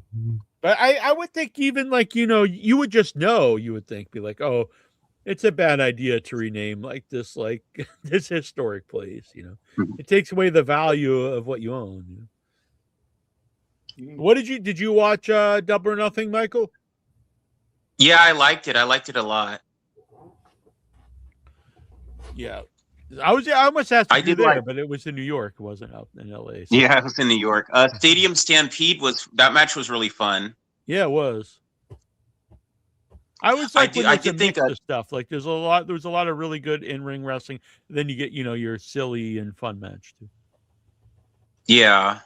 Tony paid for a Metallica song, but I was kind of hoping he'd do like Enter Sandman and let Sandman do a run-in. Maybe he's too old for that now. Yeah, well, I think he'd be. I mean, he wrestled the Invisible Man, so he'd probably be all right to do something. Yeah. Walking. That would have been fun. Yeah. Ric Flair suing. Yeah, I would have liked his to son? see that. Ric Flair He's suing his David son? Flair. Wow. Father of the Year. Is it his son, or is he suing his son-in-law? Maybe. Yes. Oh my God. 30 years ago today, Scott Hall showed up unannounced on the first 2-hour Nitro and declared war on WCW. You want a war? You're going to get one. Your memories. That was. Oh, You know who we are, but Huge. you don't know why we're here. yeah. They didn't tell you his name for weeks. That's honestly one of the most memorable moments of being a wrestling fan. It was huge. Mm-hmm. Yeah. The Outsiders. You follow the Celtics. I used to. I really don't watch sports anymore. I have to be honest. But like I'll watch a Super Bowl. My brother's a big Celtics fan. You follow Celtics deal. I can't stand Tatum. Yeah, no, I don't actually. Rib shot. He's suing David for using the flare for his recycling. Good Lord. What an asshole. Yeah, I defended Flair for years on the show, but there comes a point. It's like this not a good guy. When you're suing your own son over the name, He's just an asshole. yeah, that's really rough. That's really low stuff. I saw that. Can you imagine that, Luddite? If you sue your son who's got like a construction company or something, you can't use the Flair name. Yeah, my son, I named him Whitey. You can guess why. 30 years ago today. I saw Matt Hardy post a photo with him, Sting, and his brother. It was from 2022. He wrote, 3 goats finally connect after different career paths. I like how he put 3 goats finally connect after different career paths. Jeff and Sting teamed up and wrestled at TNA loads of times, including one famous match at Victory Road. Matt was probably trying to sell his firstborn for a mention on Zack Ryder's web show. Yeah, that's pretty bad. The USA national coach has announced the squad for the World Cup starting 2 weeks. Are you excited? Nope. Michael, yeah, is it's a big deal. No, not really. It's a big deal here in Toronto, but no, I'm not really interested in soccer. Yeah, when I was a kid, we didn't have at my high school. There wasn't a football team. We actually had a soccer team, and I remember like my whole life they would always try to like every like few years they would try to push soccer, and it never caught on. But I will say it's starting to catch on now. Like people pay more attention to it. I guess like the rise of the internet and things like that. But I still don't. I don't know anything about it honestly. So. I used to like playing it as a kid. Giovanni, why would they have, if I had endless money, or why hasn't any billionaire started a professional kickball league? Because we all played kickball in gym. That was this deal. And it's, what use was that? Because it's not like anything people do as an adult, kickball. Yeah. Do you think that would take off, a professional kickball league? I don't know. Maybe kickball, it might be better than the power slap. Oh, it would be better than that. At least it's not just people slapping. That's the lowest form of entertainment in the world, I think. The only thing worse would be if they just stood there and they kicked each other in the balls. Or they just like farted in their each other's face or something. If there was a comedic version, just like the lowest form of comedy, it would just be fart, where you just sat there in a chair and the other guy just farted in your face and you exchange farts or something. It's cringe. Giovanni Vici TNA contract is for 3 to 6 months. Your thoughts? I don't know who that is. Oh, he was. It was a guy that was with Gunther and Ludwig Kaiser. Oh, okay, all right. Oh, wow. Yeah, they just beat the crap out of him, and that was the last you saw of him for a while. I don't really see anything in him, to be honest. No. Yeah, I don't disagree with this. The World Cup is a big deal everywhere in the world, apart from the place it's being hosted. America's too consumed by their own sports. Yeah, I don't agree. I don't disagree with that, Ribshot. I'm not shitting on soccer. I just don't really follow. I don't follow it. So. I got tickets to the Olympics in 2 years. Oh, wow. I'm looking forward to that. Where's that going to be at? In Los Angeles here. Oh, sweet. 2028. Is it Summer Olympics or when? Well, I guess yeah, the summer one. They probably wouldn't do Winter Olympics in LA. Yeah, it'll be in LA. Yeah. According to the latest edition of the Wrestling Observer, Leon Slater is expected to depart the company once his current contract expires. Who's Leon Slater? In TNA. He's a TNA guy. He's talented. Yeah. Okay. He's pretty good. Yeah, he's the guy who did that big splash off the top and nobody caught him and he went splat. Yeah. Oh, okay. Jonathan Johnson! Sorry, Michael. I was just saying he's a good wrestler. All right. Well, cool. I like to see him get a shot somewhere on one of the big ones. Instead of Vince McMahon's Kiss My Ass Club, we should have the SMD Club at HennyCon, where you display your loyalty to Nasty Neal. Hell yeah! Who's going to join the Suck My Dick Club?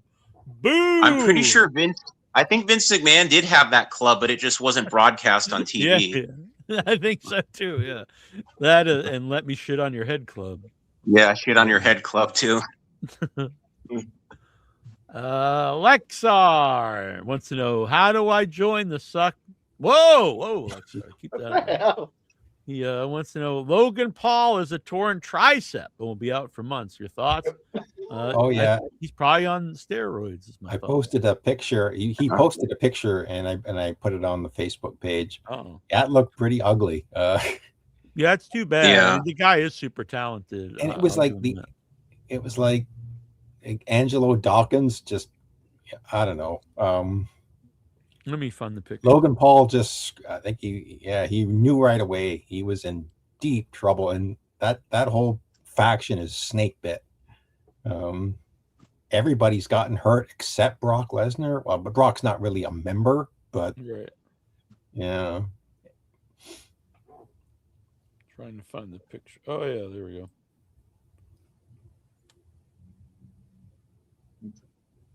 Yeah. Damn. Usually when people get, I'm not saying that's the only way, but it was very rare anyone got torn like muscles like that until steroids came around. So it's usually that. But I don't know. It could have happened. The 2026 AEW Double or Nothing drew 15,015 fans, making the second largest gate in company history. Are you impressed? Yeah. And as Nikhil pointed out, Yeah. there's 2 homegrown guys, so that's cool. The New York State Athletic Commission has banned blood and brawling in the crowd during the Stadium Stampede match. Oh, I did see someone saying that they were upset that there wasn't more blood. I didn't even think about it. That doesn't really bother me, The only time I think blood is like actually, there's blood things that are cool to me, but the only time I think it's noticeable that there isn't blood is like if you do Hell in the Cell, something like that. Otherwise, or like they did that one with I don't really care. the disqualification. That was terrible with Seth Rollins and Bray Wyatt. Yeah. That was the worst. But yeah, as far as blood, I don't really care, honestly. Especially in modern day, we all know how they get blood, so it is kind of odd to be like, yeah, I want to see these guys like open themselves up. I don't know. It's kind of odd. Blood adds to wrestling, but sometimes, not always. Yeah. Like I said, if you do a barbed wire match or Hell in the Cell, that kind of thing, the blood and guts, and you wouldn't have blood, it does come off odd, I think. Blood ready, Yeah. agree. But I don't think you need to have it in the Stadium Stampede. What is this? Did you hear about the steroid Olympics? It was about a week ago. Only 1 record broken and 3 event won by clean athletes. Big flop. I didn't hear about that. No. So they allowed steroids, or did they like? You have to be on steroids to be on. Wasn't that a skit on Saturday Night Live or SCTV? That'd be amazing. It might have been. I'm sorry, sir, but you tested clean. We're taking your gold away. The all-drug Olympics. It was a sketch. Yeah, like the 80s Olympics. Everyone's got to be roided up and like on coke. Lexar, AEW Double or Nothing ended late and caused fans to get stranded a bit trying to catch the subway back to their homes. Some fans have been waiting for a train till 1 a.m. It's almost reminded how fans got stranded after WrestleMania 35. Thoughts? I mean, that's too bad. I don't know. Yeah, too bad. And look, I've been to shows. You have to take that into consideration. I've been to shows in Boston, and it's on me to know, like, the public transportation ends at a certain amount of time. I always take my car. Thankfully, I don't have to rely on that. AEW Double or Nothing ended. I'm sorry. AEW's added another pay-per-view in between Forbidden Door and All In London. The show is called Redemption and will take place in Montreal. Are you intrigued? Well, I'm not intrigued just that it's happening. I mean, if the card's cool, yeah, I'll be intrigued. That's good. They're starting to have a pay-per-view every month. I thought when TNA went downhill when they stopped having pay-per-views every month. Yeah, it's weird because, like, I know people would be like, "Oh, you can't have one."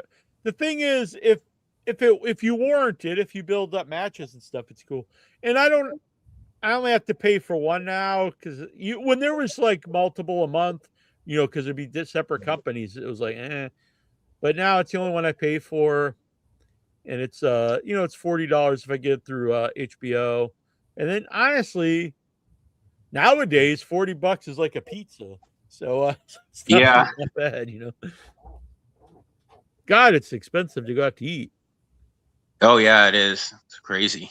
You get like on it. I'm not even joking. Like you go to like a fast food burger place and you spend for 2 people like 40 or almost 50, sometimes like $50. It's crazy. Yeah, it's 60 here.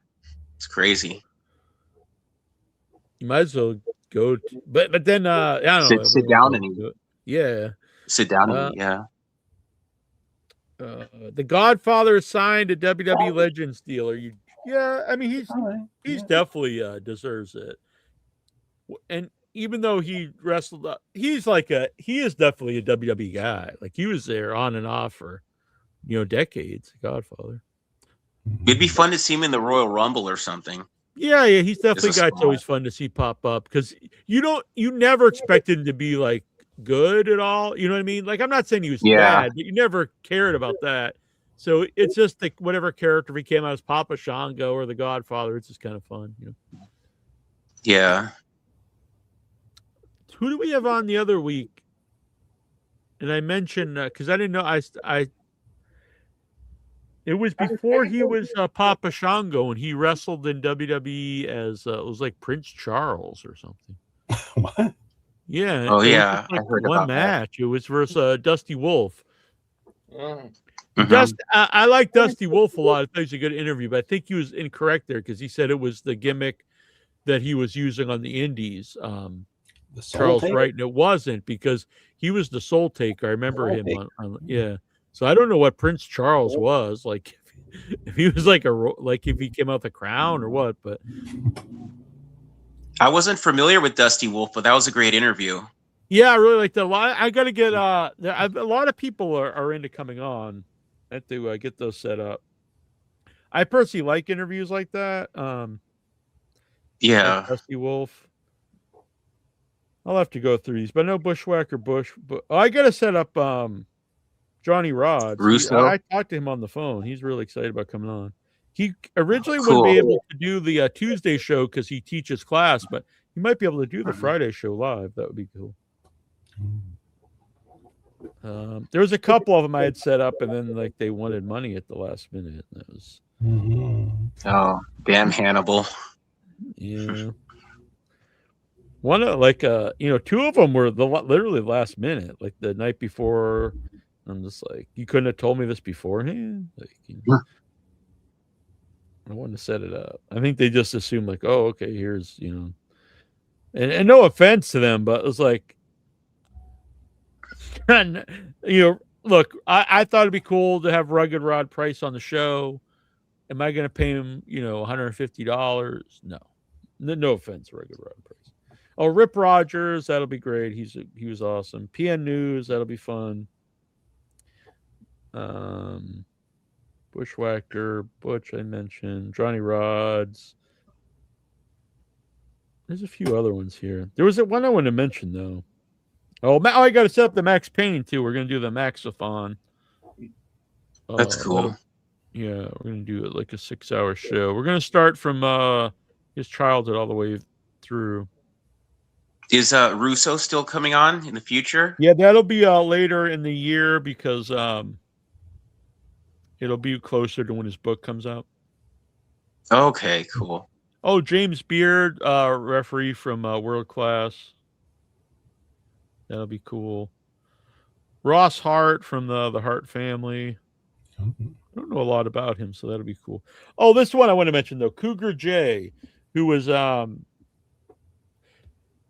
he was like an enhancement guy in the NWA, but he won matches too. I would say almost like a Sam Houston, maybe not quite as big. And then he even had a baseball card in the NWA.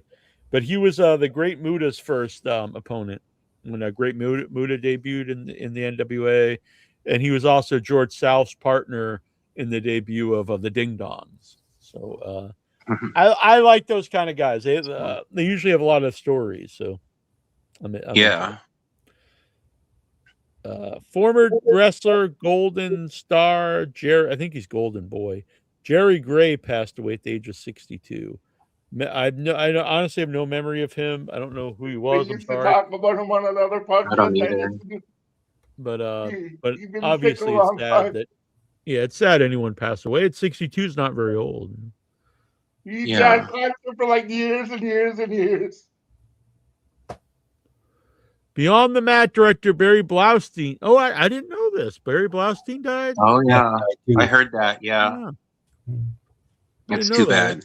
Yeah, I wish I would have got him on the show because I'm a huge fan of Beyond the Mat. I didn't know that. I always loved his intro to Beyond the Mat. What it is to be a wrestling fan. Yeah, I tell people that because it's hard to explain sometimes, but I think that was the perfect explanation of what it is to be a wrestling fan. I think.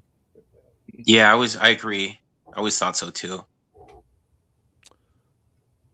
When Nikki and Brie Bella returned to WWE, they wanted to revive a new version of the reality show Total Divas. Are you intrigued? No. Oh, no. You know what? I don't think Paige likes Triple H. I mean, I don't think Triple H likes Paige because Nikki Bella said that for Paige replacing her at WrestleMania, Triple H was like, "Well, if you want to say no, you can say no. If you don't want Paige to replace you could say no." I could see that. I could see also just signing people to get them away from AEW and stuff. So. Yeah. Nikki Bella is going to participate in Celebrity Wheel of Fortune. Are you intrigued? No. Not really. She'll do better than She'll do better than Becky Lynch did on Jeopardy. Yeah, Becky Lynch did terrible. She didn't know a single answer. Oh man, that was embarrassing. Last week, 2 talk show daytime and late night ended for good. Sherry Shepherd ended, and Stephen Colbert ended. Thoughts? I don't know who Sherry Shepherd is, but she's in the afternoon. She was in the afternoon. Oh, okay. The Colbert show ending is no matter what you think of the show, because I never watched it honestly. I watched Stephen Colbert when he used to be on the Daily Show, but I never watched his late night time show. But the way it was ended, why it was ended is bullshit. Yeah. Well, during my one of 2 sojourns to New York City, I visited the Ed Sullivan Theater. I did too. Historical. That's where the Beatles played. Yeah. Yeah. I like Letterman, but I didn't think Colbert was funny at all. I thought he was a bad replacement for David Letterman. Yeah, I think they're not going to even have a show. They're not going to. They're not doing any late night shows anymore. Well, CBS is the affiliates, or who knows? But Letterman was always my favorite, and then Conan was my guy. Both similar sense of humor, like kind of weird, off, not like mainstream kind of humor. So I liked them. I visited 30 Rock too. Yeah, I was at 30 Rock the last time I was in New York. That was really cool. During that's cool. Taking the tour. My friend was who he does makeup for SNL for like the last 30 years, and so that was that's cool. You got to see the NSL, the Saturday Night Live stages, and some other NBC shows, and I really enjoyed that. Yeah. That's cool. I should have took a tour of that when I was in New York. Oh yeah, you should. Yeah, I recommend it. I'll do that next time. You ever see Creepy Craig, Michael, on Without Your Head? Craig Lindbergh. Oh yeah, I've seen. That's your friend from Saturday Night Live, right? Yeah. It works. Yeah, I've seen him. Yeah, on Without Your Head. Yeah, he works on SNL, and then he also does a lot of like weird, indie horror films. That's cool. We have a question for Nikhil. I'm sorry I didn't see this earlier, but Lexar wants to know: does Nikhil have thoughts on the UEFA Championship League final match and prediction on who's going to win? And is he intrigued? And Nikhil, I think, doesn't know what he's talking about. He said PSG. So I think Lexar had the wrong initials. So. Will WWE go to Italy for Clash in Italy? If people donate enough money. Well, when is it? It's on Sunday. Sunday. This it's Sunday? in 48 hours. Yeah, it's in 48 hours. All right. If people donate for me a plane ticket to Italy in the next 48 hours, all right, I'll do it. I just take the trip and don't even go to the show. That's what I do. Yeah, get some pizza and see Italy. That'd be sweet. Yeah, if I was going to Italy for the first time, no offense, I don't want to go and sit and watch the wrestling show. WWE, yeah. Yeah, like I fly there and watch WWE and just fly home. Like, so Lexar keeps asking this. I'll post it. So. I mean, we can watch this if you guys really want to watch it. What is it? It's So Lexar says, my Twitter ex-stalker Anthony Paterno recently called Neal and his co-host. Those are not my co-hosts. Rob at the top. Me and Rob are co-hosts. Ava was the guest on the show. Creeps on the social media app. Thoughts. Here's the photo evidence. So Shuli Egar from Howard Stern. Told you, Johnny, these hoes ain't loyal. Now, Shuli is actually talking about Ava at the bottom. Because Ava was I have to explain the Dabbleverse for this to make any sense. So Stuttering John, as I think everyone knows, I've had a long feud with Stuttering John. One of his only remaining friends was Ava Riza at the bottom. And then so Shuli saying that she's not loyal because Stuttering John quit, and then she went on with me and Rob, two of Stuttering John's enemies. And then whoever this person is, ANRP20, I guess this is Lexar's, someone he feuds with, said 3 creeps. So there you go. Very thrilling stuff. Very thrilling stuff. Yeah. We can watch, we can watch that video, but it's pretty long. I think we got the There's point. a demand for it. We can watch it. Yeah. Favorite alcoholic mixed drink? Well, I don't drink anymore, Lexar. I don't drink either. I don't drink. I don't smoke. I don't do drugs. Yeah, I'm straight edge. Speaking of straight edge, here is Vic Schiavone. We got the in your head Pisons. Petrelli and Schiavone. Yeah, if I was going to Clash in Italy, I'd be going there to have the pizza, not to watch. Exactly. Yeah, pizza, some lasagna. Not if I was there extended time, maybe I'd go the rest of them. That's why he's still doing the show. Huh? Anyone have a favorite mixed drink? I used to like what did I like for mixed drink? Well, it depends where it was. If it was a Chinese restaurant, I'd like a Mai Tai or Scorpion Bowl or Headhunter. I usually would look over the menu and order something that I never had before. Lexar, when it gets very hot and humid and your air conditioner doesn't work, do you walk around nude or in your underwear? No. No, my air conditioner's always worked. Mate, drive around in the car and turn the air conditioner on there. Yeah. So.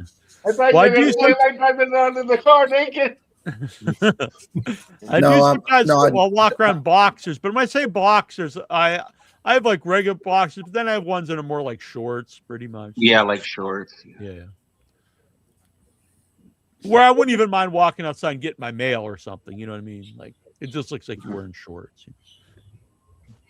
Have you ever had a Brazilian wax job? What is that? That's like I don't know what that is. Your pubes ripped off with wax. Oh no, that sounds bad. I have never manscaped, so I've never trimmed or shaved the pubes. Anyone out there wondering? Dobbs Dean Maya, Lexar walks around nude in front of his mom. That's probably true. That's a mental picture I could have done without there. Favorite sports activity to do? I guess hiking, if you consider that a sport. I walk and I'll hike. Yeah, walking. I love walking. Going for a walk. I do that every day. I don't try to take a day off, but sometimes a day comes up where, like yesterday, I was recording interviews and then without your head. Today, I even planned it because I had an interview at 1, and then I had an interview at 4, and I was like, well, if I go for a walk after the interview, then I can get back for that and then do, in your head. So, Lexar, breaking news. It's revealed that Gunther was the person that bailed out Ludwig Kaiser.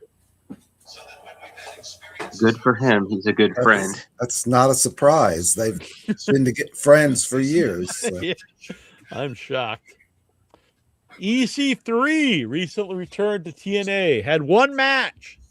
A losing effort to Eric Young, who has left the company. Your thoughts?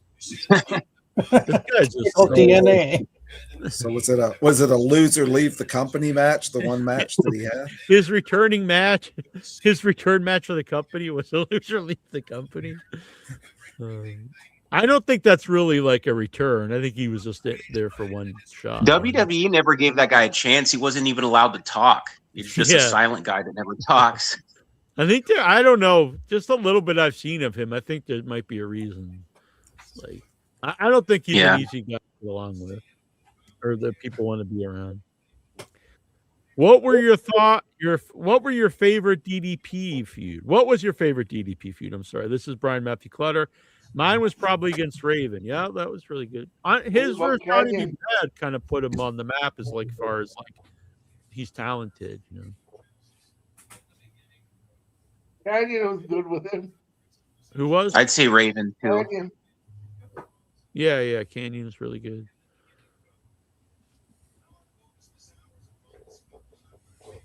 R.I.P. Canyon. He was a nice guy. Yeah, I was a big Canyon fan. On that clip, though, that Lexar showed earlier, so just to run through it, if people want, it's been clipped. So there's clips of it on YouTube. So clippers are a big part of the Dabbleverse. They'll take these whole shows and they'll clip up parts of it. So that part's good.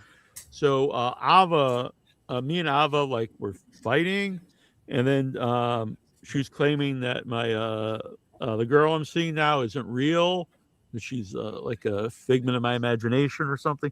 So she actually called into the show, and so that's if anyone wants to listen to that, I can play it. But it's up to you guys.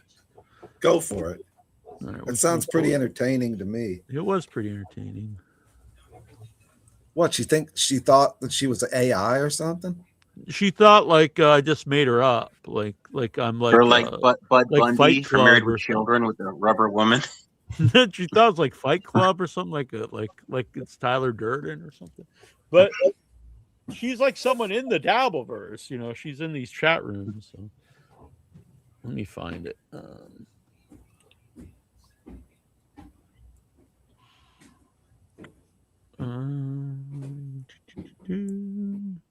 Oh, here we go. I found it. So there's lots of clips of this whole thing. I'll just play it when she calls in, because otherwise it's hours long. It's a 2-hour interview. This one's 11 minutes, so this won't be too good. All right, here we go. And I'm sorry, Jonathan Jackson, if you're still watching, because he loves Dabbleverse content. Here we go. Sunflower Dragon says, "What the fuck is Shuli propaganda? I never claimed to be a fan of Shuli. I'm a real person, and I am pretty crazy about Neal. You're fake. You're not real. I don't attack anyone. I'll call you right now, Rob. So if she calls me, do you want her to call she can call in. Let me give you the number, Rob. Well, I don't have. I'm not give her my real phone number, because I don't want to. Because if I turn on the phone lines, it's going to be beeping the whole time. Autumn Riza, she's a trans woman. How are you saying you've never claimed to be? You are a huge fan of Shuli. Me? No, her and or whatever that is. Shuli Egar used to be on the Howard Stern. I'm a real. show. Listen, read that. I'm a real person. I'm pretty crazy about Neal. Who talks so? I don't attack anyone. Feelings? You've attacked John multiple times. A lot of times it was funny too. But so you didn't attack anyone. You're a real person. This will make no who's sense. Crazy about this Neal? Opening part to anyone who doesn't Stop follow watching the this ad. Go to Look at this ad that grab your popped up. domain name Anyone wants a Wix? before someone else does. Yeah. They're getting some free publicity. I am. I'm quite smitten with him. Well, thank you, Rob. I'm crazy about you too. So Rob, I host. We got another one from Sunflower Dragon too. There are pictures of me on there. I did remove some photos when the Dabble. I mean, that's their photo right there, actually. So. Okay, all right. If you're real, then I want you to DM me right now on Instagram. Hold on, she's calling in now. Let me just. Yeah. Hold on. Hello. Hello. Hi, is this Sunflower Dragon? Yes, it is. Oh, hi. Nice to meet you. So you are not Shuli. Nice to meet you. No. I don't know. no, Your voice I'm not. sounds familiar. Can you give me an old maybe it was you? I don't know. I don't know the reference. Neither does anyone I here used on to this. say on I used to do the when I wore the Shuli glasses. I said that he would always turn things around on people and say maybe it was you. So I always get requests to do that. Maybe it was you. Deflection. Yeah. The Shuli glasses are a little bit anti-Semitic in my opinion. This is probably not going to make any sense to anyone who doesn't follow the Dabbleverse. So do you guys want to watch it in your own time? Watch it, because I'm thinking it's like we can watch it if you want, but it doesn't. It might not make much sense. But I got these from Walmart. You call it? All right. Anthony asked me to mail them to Missy actually earlier in the chat. Sunflower. What movie? She has her own pair. Sunflower. What movie did me and you bond on? Movie?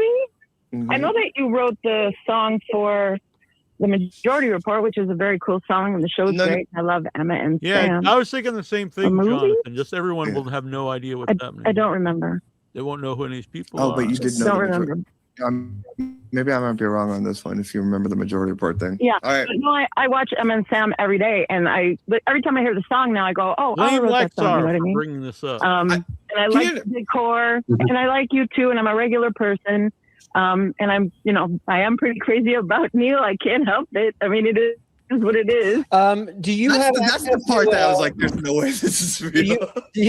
Now, just a question, Sunflower Dry. You're not visually impaired at all, are you? All right. We paid you $10. I think you better do it. Wins. Okay. Boom! Shut it off. Shut it down. Just. This is gonna be my new plan every show here. You're just gonna be raising money. So you've probably said this before, but what is the Dabbleverse? In 25 words or less. So it's like this weird internet subculture that's kind of based around Stuttering John and trolling Stuttering John. Then it's branched out because Stuttering John's left the internet. So I don't know. It's its own little weird subculture of different shows that talk about each other. So okay. But I met Sunflower Dragon through the Dabbleverse, so I can't knock it too much. But thank you, Jonathan Jackson. Jonathan Jackson! Good man, the Jonathan Jackson. This is the second live stream I've seen where somebody randomly brings up the Dabbleverse. He then reacted to a long stream of Stuttering John. It's 11:90. There's Matt. If you are interested, look up Nasty Neal and Stuttering John Dabbleverse. There's hours of me involved in this nonsense. So, yeah, if you're interested, if you're not, don't worry about it. Brian Matthew Clutter. My daughter usually would watch a match or two when I have wrestling on and then move on. But for whatever reason, she was totally entranced by Double or Nothing and watched the entire show with me. She did have to go to bed and watch the last two matches Monday. She loved it and rated it 10 out of 10. Are you overjoyed? Your goddaughter has accepted pro wrestling into her heart. Yes, if people are not aware of this, I am Brian Matthew Clutter's daughter's godfather. So yes, I'm very happy that my goddaughter is embraced wrestling, and especially AEW. Now, if you're telling me she was a big fan of like WWE Saudi Arabia shows, I probably would be kind of sad. Gotta get them young. Yikes, don't clip that, anybody. Who was the other guy, Ribshot? Yeah, I mean, honestly, I'm not trying to brag, but I'm kind of a big part of the Dabbleverse, so they might know me. Neal, do you think AI will lead to affordable robot women in the future? Probably not affordable. But... Brian Matthew Clutter, did you do the WV today? Anyone here shit their pants today? Good. Not today. That's something that that Stuttering John did on a show once too, and so I won't even say it because I don't want to offend the good man Jonathan Jackson. All right, so that's the end of the questions. Thank you guys. You can send in the questions over on facebook.com/group/IYH Wrestling. You can also email them to me at IYHWrestling@gmail.com, or you can join the live shows Friday night at 6:05 p.m. Eastern and join us in the chat. Oh, yeah, I know Dr. Hugenstein. In fact, he does know me. He tried to get me on his show. It was a time I was busy. He went on Stuttering John's show, and he said that Nasty Neal big timed him, which it was not the case. But yeah, so I know this fellow. I got this out of the box. Oh, sweet. Let's hear some. Nope, we're not hearing it. I think what happens is if you have like noise cancellation, they'll think that the music is noise and they will take it out. Is that why? Mm-hmm. I was wondering why I can never record music on the computer. Yeah, I'll let you walk that. I'll walk you through it sometime if you want. You can play it next week. How's I that can sound? do it through the speaker. Yeah. It just takes a minute to switch. All right.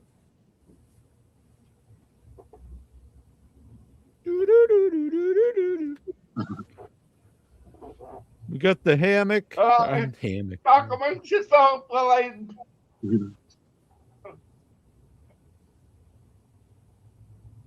What's your.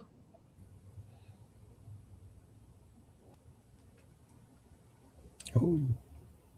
Did Nasty Neal freeze? Oh, he didn't. Oh. No, I don't think so.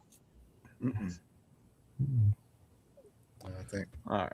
Anything else? Anything? I'm sure you did a Raw report already, Steven.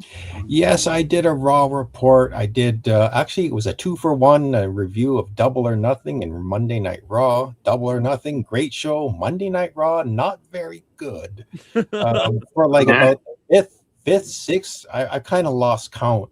The main event segment was probably the weakest Roman Reigns, Jacob Fatu segment.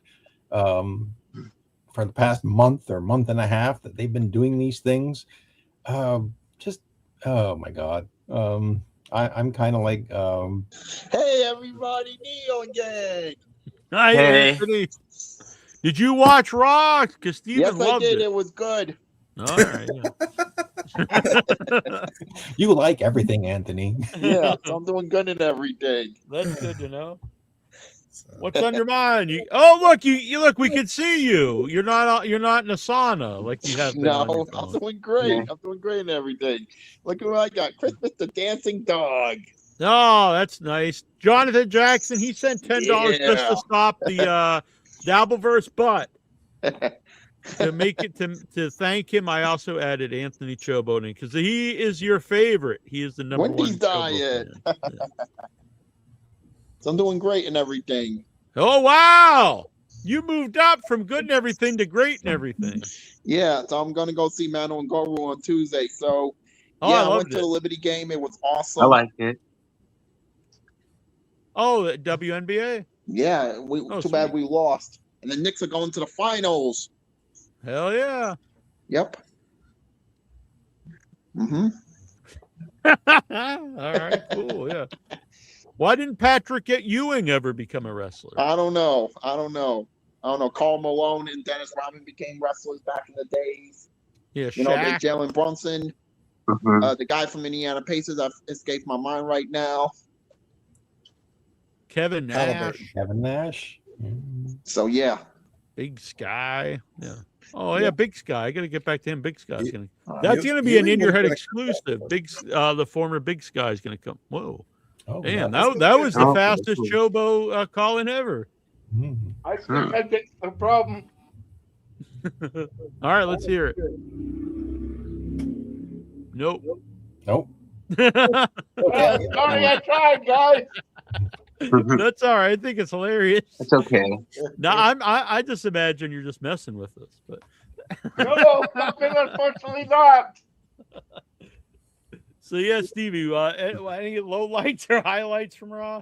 So I mean, I really think like Obafemi still has to improve on his mic skills. I think he'd make a great heel. He'd make a great heel one day if like him intimidating Paul Heyman got me thinking, well, what if he became a heel somewhere down the road with maybe someone like a Paul Heyman as his mouthpiece?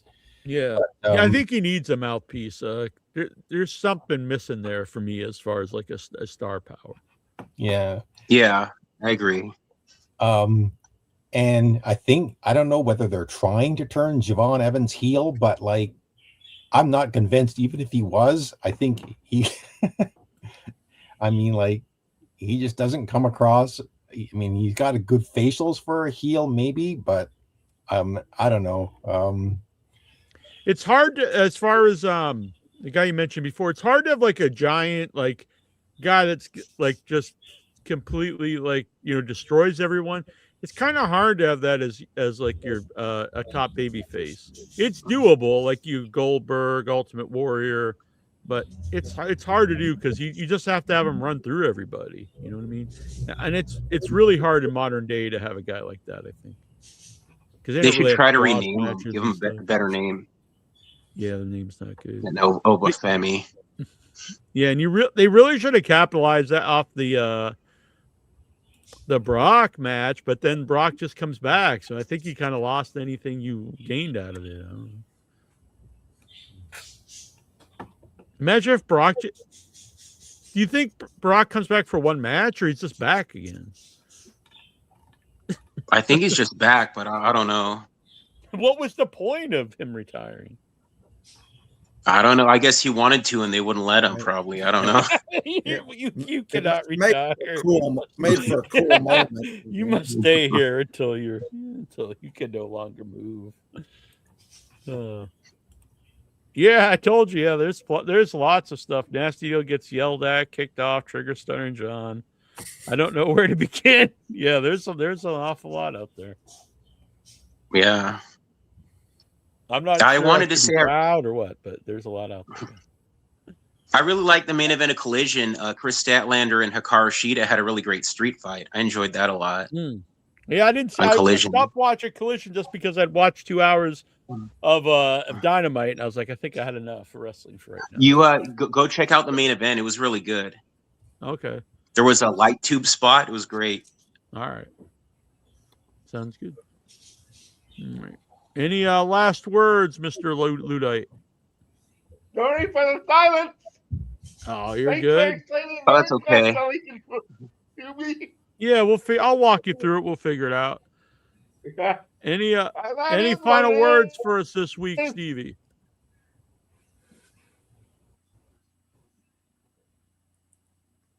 I think he's freezing.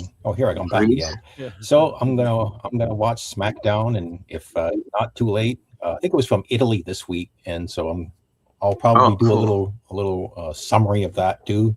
So, all right. Well, I'm $10. I don't think I can get a fight for $10. But, yeah. Hopefully, this SmackDown is better than Raw. So. It almost has to be. It should be. I wonder how the Italian crowd's going to be. I think they should be pretty good. They don't get a lot. That is nice when they go to places that aren't burned out by wrestling. They usually react really well. You know, they love the baby. Yeah, it adds to the show a lot. Yeah, having a hot crowd. Yeah. And Petrelli, you have any last words for us this week? Just you should check out the Collision main event, like I said, and nothing really. Have a good week, everybody. Yeah, thank you, next week. Mr. Schiavone. Thanks. Fired up. I will be at Collision tomorrow night in Huntsville, Alabama. Ooh. So I think have fun. I've heard there's going to be a World Trios Championship match, and I don't think I've ever seen Orange live. I've been. He's very fun live. This is the third show that I've been to for AEW, and he wasn't at the first two, but he'll be there tomorrow night. So I'm really looking forward to it. Yeah, I've always had a good first two shows were just fantastic. I don't Yeah. expect this one to be any different. Mm-hmm. So thanks to our sponsors this month, Brian Matthew Clutter, Jonathan Jackson, Vic Schiavone, and The Lurker. You can become a member. It starts only $3 a month if you do the $10 tier, or if you donate, over $10, you'll be a producer for the month. Appreciate that. It helps support the channel. I may do a members only stream once in a while. See how that goes for all the members of the channel. We'll see. I'll do that, but I'll think of what topic it'll be. It won't be like the normal show. And we'll be back next week. I may pop on before that, but we'll be live every Friday night, 6:05 p.m. Eastern here at the Friday Night Delight in your head. And we got a lot of guests coming up. We have the In Your Head centric headies, which I say that every week, but we'll get that going. Someone remind me, Michael, remind me tomorrow, and I'll get that up. The ballot. Okay. Whoever. All right. I don't want to put you on the spot but it would be helpful. I'll remind you. It's okay. All right. I appreciate that. And so follow us everywhere. Hit the like button, subscribe, share it out. Until next time, this is Nasty Neal. And we've got all the Headyverse here. We got Ludite, Toronto Stevie, Vic Schiavone, Michael Petrelli. We had Nikhil. We've got Dobbs. We had Terrible Troy is out there. He's not on the show like he said it was going to be. But, hey, he's out there. Jonathan Jackson and Brian Clutter and everyone on the Facebook, Lexar. And we'll see you next time. Good night, everybody. On last week's Without Your Head, Troy recommended this movie. Remember, he recommended a movie called The Tunnel? Yeah. I watched it. I got these Blair Witch vibes, but I thought it was a good movie. So all right, I haven't seen it. I'll have to watch it. I recommend. I mentioned that to Troy that I did mention. All right, yeah, cool. Watch it. Yeah, and if people, we're live Thursday nights. Me, Troy, Tara, sometimes AJ. We take video calls like we do here, so it's fun. This week will be Chris Bickle, independent horror director. The next week of that is Dee Wallace from E.T. and The Howling, all kinds of cool stuff. Yeah. And then the week after that, we're going to do a zombie show, so it'll be fun. And I would recommend for any horror movie fans out there, in theaters now, Obsession. I think it's the best horror movie of the year. And the guy who made it is a YouTuber, and he made like shorts. They did well. He made an $800 found footage movie, did well. And then he got a chance to make this movie, which was not a big budget either. It was under $1 million. Did really well the first opening week, which was only going to play 1 week. It did so well, they gave it a second week. And now, like it's sold out a lot of places. I went to see I couldn't get into it.